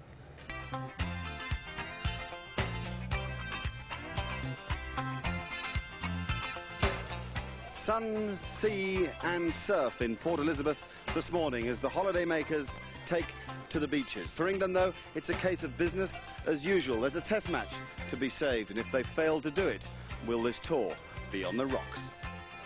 Yes, hello and welcome to the highlights of the final day's play from St George's Park. A big day for England, this one. There's a lot of pride at stake. It is crucial that they save the game and therefore stay in touch with the series. Let's have a look at how the South Africans stood overnight. 189 for 4. That's a lead of 266. Jonty Rhodes and Jacques Kallis unbeaten. Expect the declaration to come quite soon. I can't imagine that Hansie Cronje will want to bat for much longer than about half an hour. Lovely, hot to dry, sunny day, a strong wind across the ground as well. We're going to pick up play now. We're right near the start. Phil Tufnell is the bowler, and it's Jonty Rhodes on strike. Shot. A little bit short, and Rhodes onto it in a flash.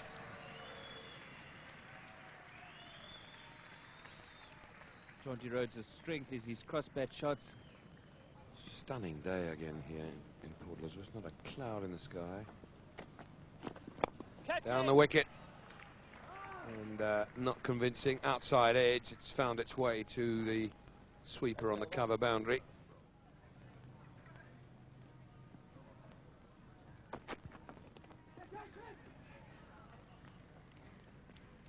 It's struck Kallis in the chest quite unexpectedly, really, and almost through the lack of pace rather than real pace. He seemed to get through the shot much too soon.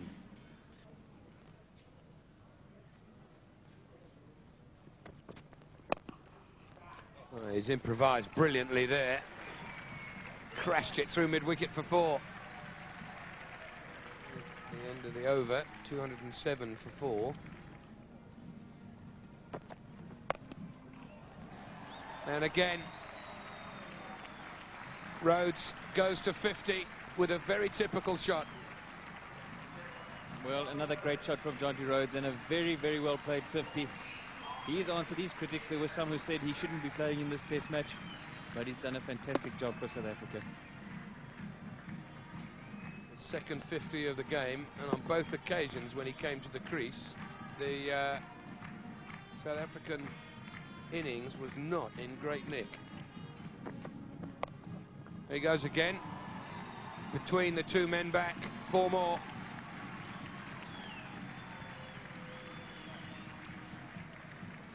And the end of the over, 218 for 4.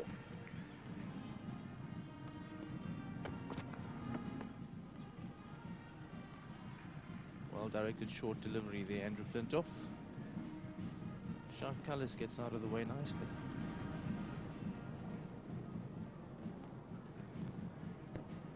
Bailing out with a capital B,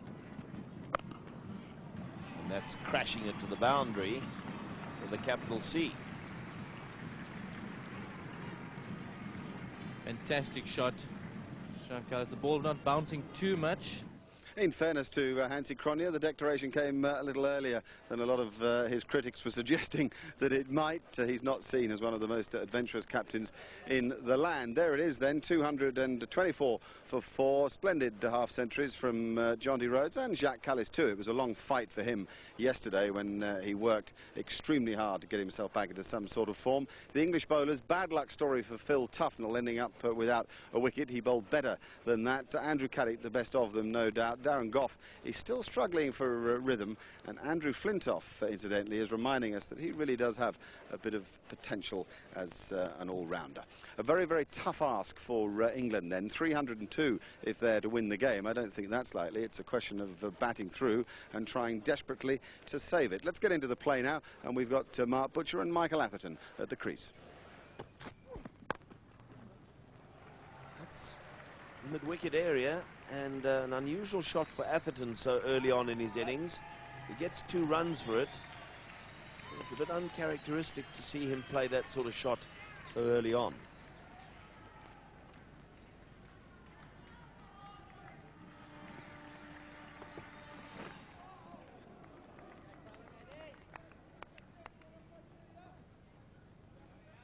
Important thing for Butcher is to know exactly where his off stump is, particularly when fast bowlers bowling at you from around the wicket, angling it into you.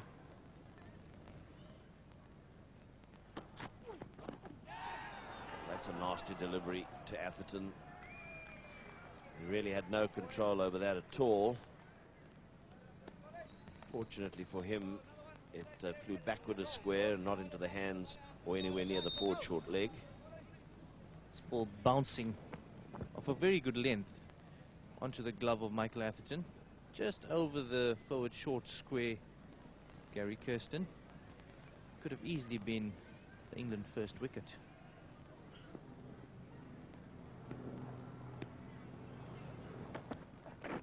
That's a much better delivery.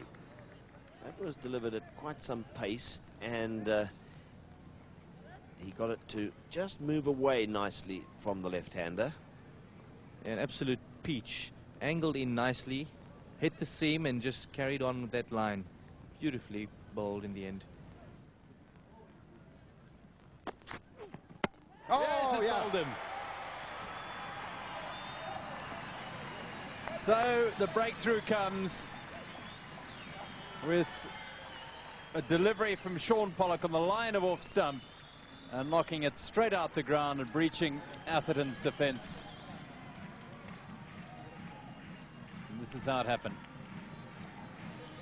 Persistence is the word to describe that bowling by Sean Pollock. It's just on a good length, at off stump. I don't think it did a great deal. It may have held its line rather than gone on in with the angle. It's beaten Michael Atherton, the big wicket for South Africa. He's gone for 3, it's 5 for 1.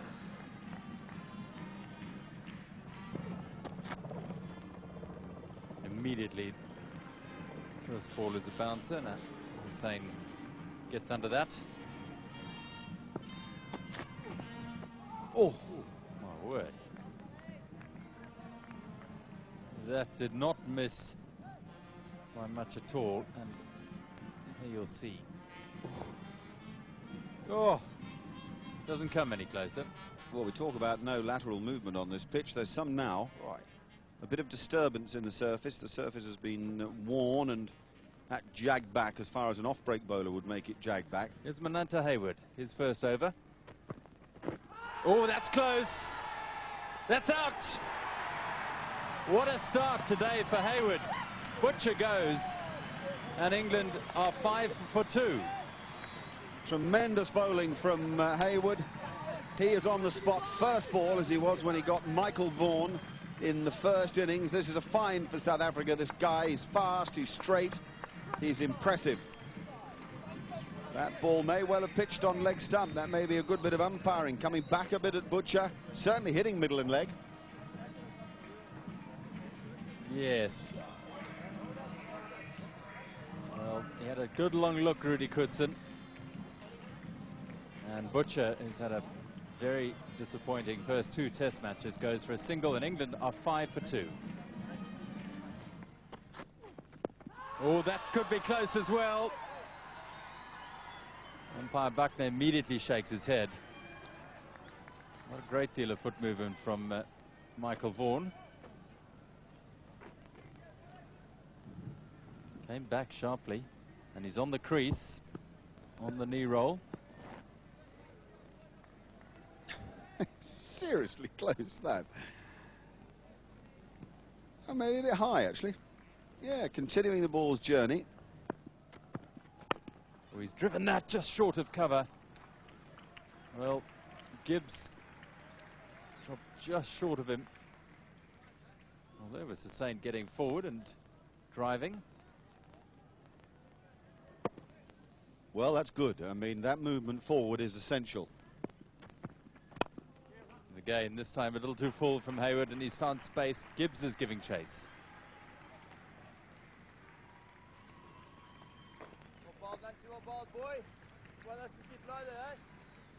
One can't help thinking that it'll depend a lot on Nasser Hussain whether England save this game. He's made some great rearguard jobs for England in the past. Chops down, and he will probably get 4 runs for it. And does. Stayed a little low, that's the problem. Well, batting isn't easy against a new ball here. It's just going to take a great deal of courage and thought. Oh, beautiful shot. He's hit it out the ground. My word, that is a cracking hook shot.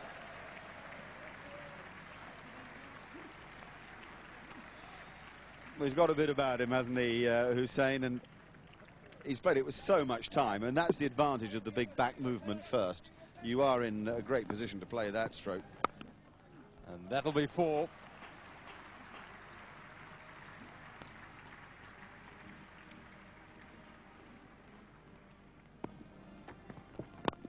And that's another 4, beautifully hit by Hussain. And Hayward's just disturbed a little by the problems with his run up and running into the wind. He's lost the length a little here.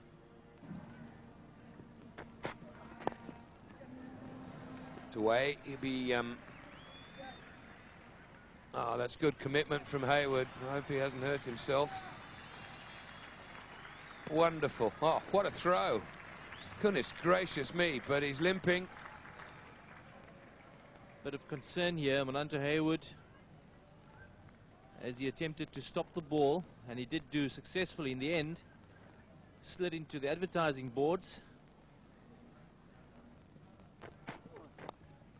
That one's gone fine. He's got to chase again.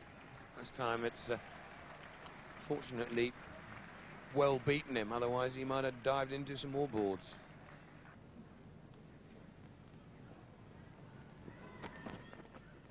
Quick delivery.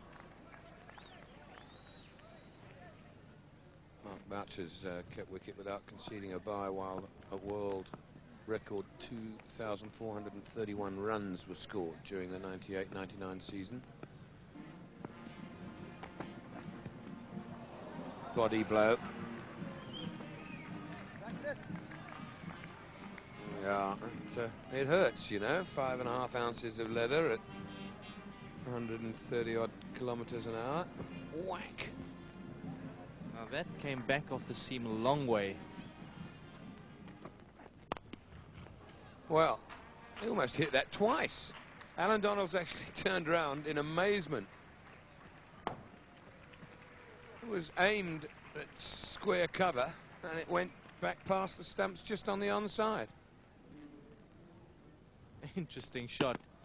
And we've seen that Nasser Hussain is prepared to take on short bowling. Previous one bowled into his ribs, and he doesn't want that to happen again. He's got that down and through the gap between third slip and gully. It's a long chase.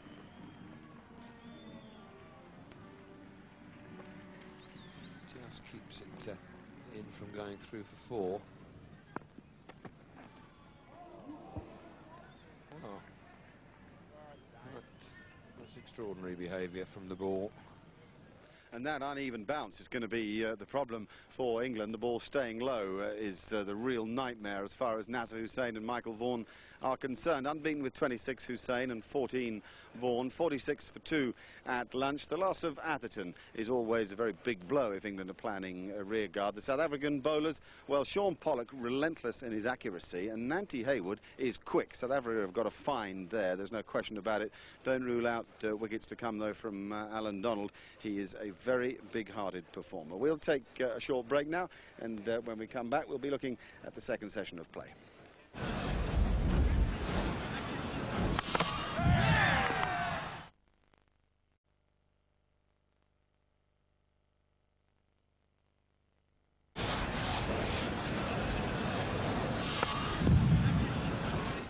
Welcome back to St George's Park. England 46 for 2 at lunch. Still 2 sessions to bat through, and they're going to be tense sessions if England are to save the match. We'll pick up play now with Alan Donald bowling to the England captain, Nasser Hussain. Another good one from Donald. Twice the outside edge of Hussain's bat has been beaten.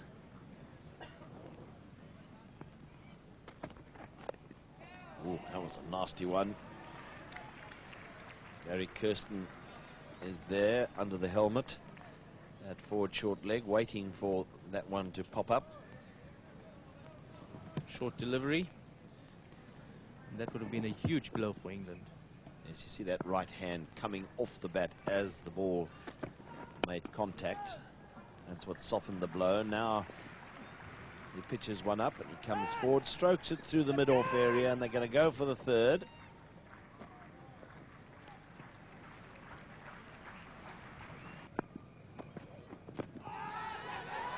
Appeal for LBW here and for a catch. Which are they more enthusiastic about? Ball flies in the air to the gully and is pouched by Shaun Pollock, and the South African players are pretty disappointed. I thought this was a good shout. Interesting to see whether he does get bat onto it.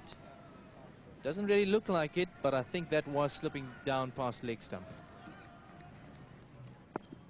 We'll need to take a few more looks to see whether in fact it might have nicked the bat before going onto the pad. This is 4 runs. It's just guided down between slip and gully.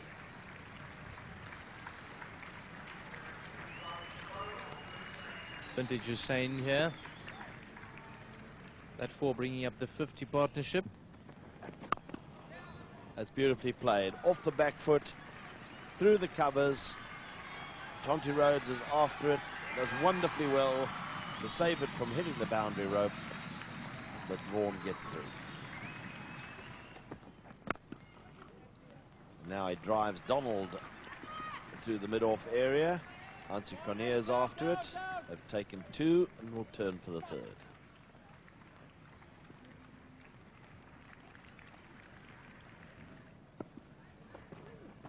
Oh, well bowled. Well, that's what you strive for. The pressure, keep going, to get in the right position. You don't actually strive for that, you strive for the wicket, but that was pretty close. End of the over, 67 for 2. Appeal for LBW. Not out immediately, says umpire Buckner. Vaughan is very well forward and probably gets himself outside the line of the off stumping before the ball hits him.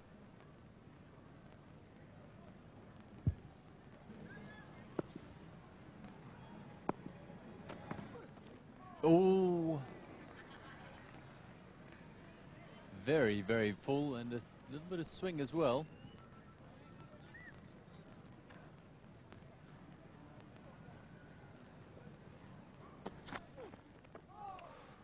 Just nip back a little bit too.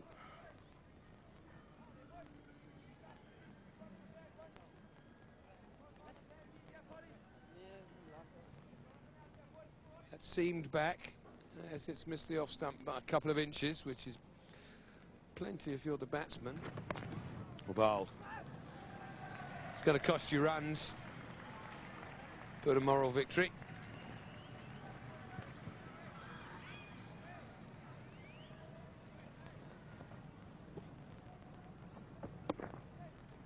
Squared him up a little bit. Some of that lack of bounce. He nearly squeezed that one through.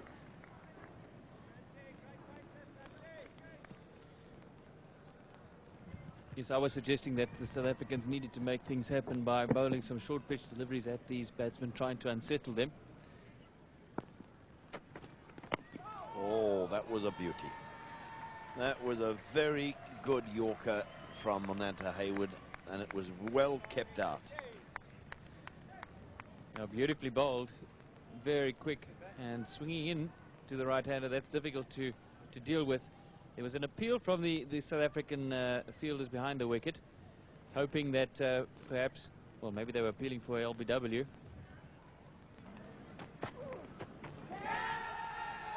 Now they're appealing for a catch down the leg side, and he's got him. Umpire Rudy Koetsen nodded the head, and that wasn't enough to send Vaughan on his way. So then the finger was lifted, and he has been strangled down the leg side. Well, a loud appeal by the keeper, Mark Boucher, and followed by the rest of the slips. But that is a bit of a strangle. Unlucky, well played by Michael Vaughan. He's gone for 29 off 108 balls. That's very important. And England are 80 for 3. Full toss to start with. Nice friendly start. Thank you very much, Jacques Kallis. I'll have 4. Yes, it was Alex Stewart who stood in the way of a South African victory when last these two countries met at St. George's Park. Really batted well in the 4th innings. Oh, that's another very good delivery there from Jacques Kallis to the new batsman. How well he did to keep it out. His late in-swing from Jacques Kallis with this Yorker. Oh, well played, Alex Stewart. Early on in your innings, you're so susceptible to the Yorker. Fended away, just out of reach of Shaun Pollock in the gully. He follows up the Yorker with a really nasty delivery. Well, this pace has come out of nowhere. The pitch has looked as if it had settled down to a nice, easy pace batting wicket. Now an appeal for LBW. No, says umpire Rudy Koetsen. There's big in-swing from Jacques Kallis. Alex Stewart far enough forward to create doubt in the umpire's mind. But this is testing stuff. That's moving a long way. Probably hitting him just outside the off stump.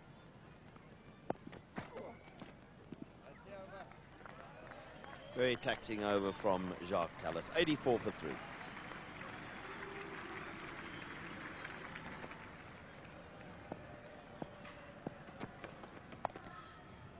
Well, that's very well played. That'll be 4.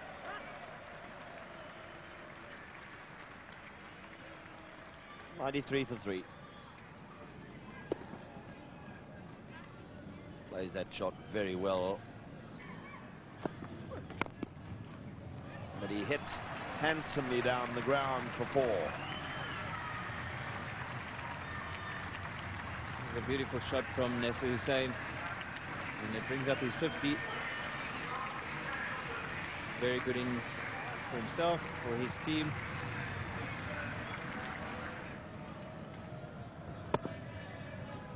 Won't get a better straight drive than that. Well, 98 for 3 really represents a decent session for England. The loss of 1 wicket, Michael Vaughan, he was a little unlucky, I think. Hussain unbeaten with 50 and Stewart with 12, but a final session of play. I've seen England collapse before in a test match in Antigua when they were 3 down at tea on the last afternoon and seemed to be saving the match. Hussain was a key man then. Let's hope that he stays unbeaten till the close on this occasion. We'll get back into the action now, and as I say, it's the present England captain and his predecessor at the crease. Oh, that was also in the air. Now, for much of the time, Hansie Cronje has had a short catching cover or a short catching mid-wicket, and if he'd had either in this particular over from Donald, he might have had Stewart on 2 occasions, one on the offside and one on the onside.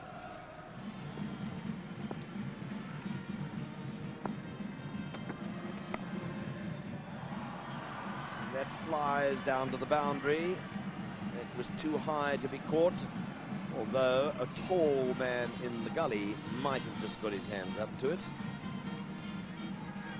That one in the air for a while. Diving Shaun Pollock unable to reach it.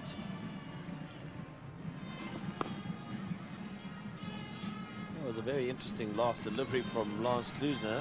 The Africans trying anything. Just look where he delivered that from way behind the crease, alongside umpire Rudy Koetsen.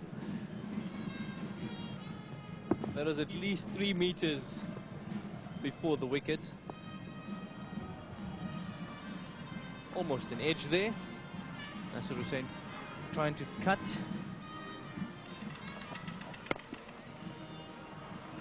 It's nicely played, very correct, nicely timed.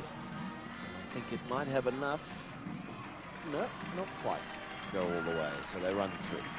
Cornelia and Hayward between them, preventing the boundary. Very fine, so it'll be 4 runs. The man down there's much too square to be able to get round and cut that off. And a bad ball, good old-fashioned leg glance. 4 runs, 1-1-3 for 3. Oh, that's a good shot. And it's full value. 6 runs. Great hook shot. Look at Lance Klusener. You won't get any change out of Alex Stewart. It's a very good player of this particular stroke, Stewart, as he demonstrates here. Front of square and all the way.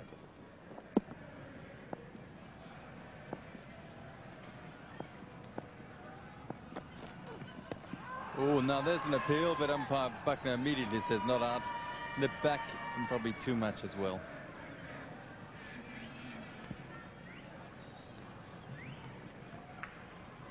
Pitch is about off stump. Well, it's not a bad shout, you know. Cut and 4 runs. No third man. And in the air for Stewart. Oh, now that could be close.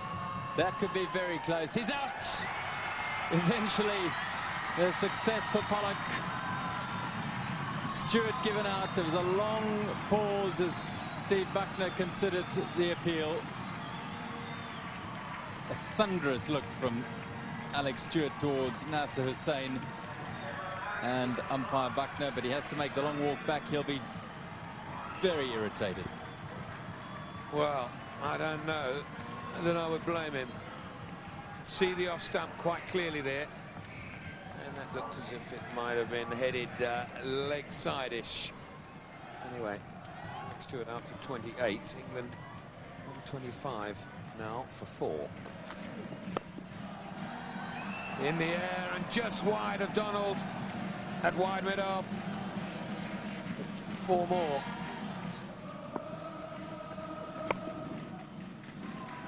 That's 4 backward to square. Hussain quick to get on to a rare widest delivery from Hayward. Oh, an edge, but it didn't carry. The last delivery, Hussain pulling out of the stroke too late, just getting a faint edge, but it was never really going to carry through to Boucher. Oh, bold. That's genuinely pacey. Fielded. Rhodes, even this time of night, as alert as ever.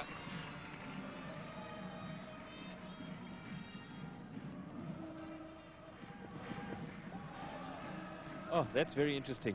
Lance Klusener has bowled a delivery from almost behind the umpire. And when as he delivered it, Hussain pulled away. Now, if that had bowled him, what would have happened? Look where he's bowled that from. Hussain just leaves it.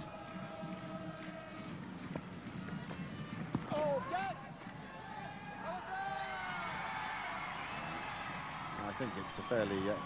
what? Well, he's been given out.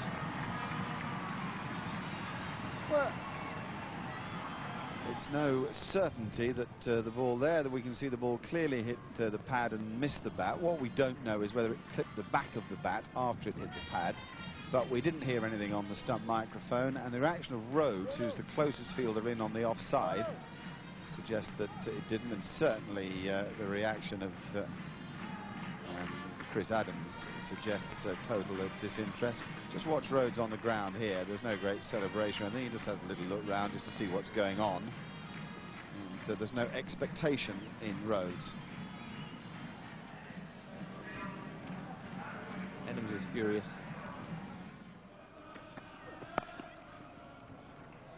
Cracking stroke. Very good example of Flintoff's naturalness as a batsman. 4.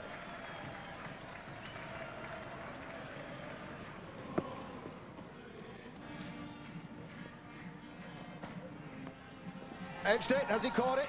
He has caught it. Wonderful catch by Mark Boucher. Flintoff has gone now. Nobody knows if that carried. He's been given out.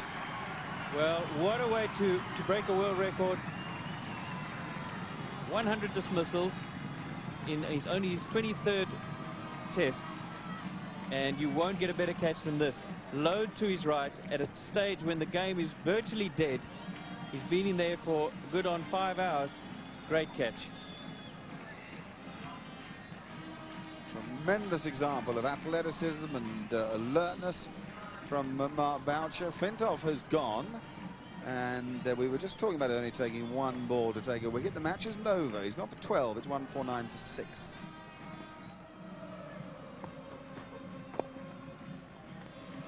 This one's turned past the short fine leg that has just come up, and he'll get 4 of that. Nicely turned off his pads. Andrew Carrigan will release a bit of pressure. Well struck. That's it. They're not going to bowl the 12 balls. Everybody's shaking hands. When the captains finally agreed to bring things to a halt, only 2 overs of an interesting match were left. Nasser Hussain had batted for 5 hours and 3 minutes to save that game for England, unbeaten with a score of 70. It had been many more for it had he not been padding back half volleys and long hops towards the end. Determined he was to see it through. The England batsmen did all right. They got some pretty grotty decisions. I've got to say that the umpiring in the game has not been good, and most promising amongst them, Michael Vaughan, who's long rearguard in support of Hussain, really did for the South African bowlers. Having a look at those South African bowlers, there's no doubt about the promise of Nanti Haywood, the impressive accuracy of Sean Pollock, and the fact that Jacques Kallis is back and bowling again for South Africa. The only surprise in that list is that wicketless was Alan Donald. No doubt too in my mind that they missed having the spinner Paul Adams, and arguably I think they probably should have tried to be able to declare a little earlier than they did, soon after tea perhaps on the 4th afternoon. There then is a summary of the game, and even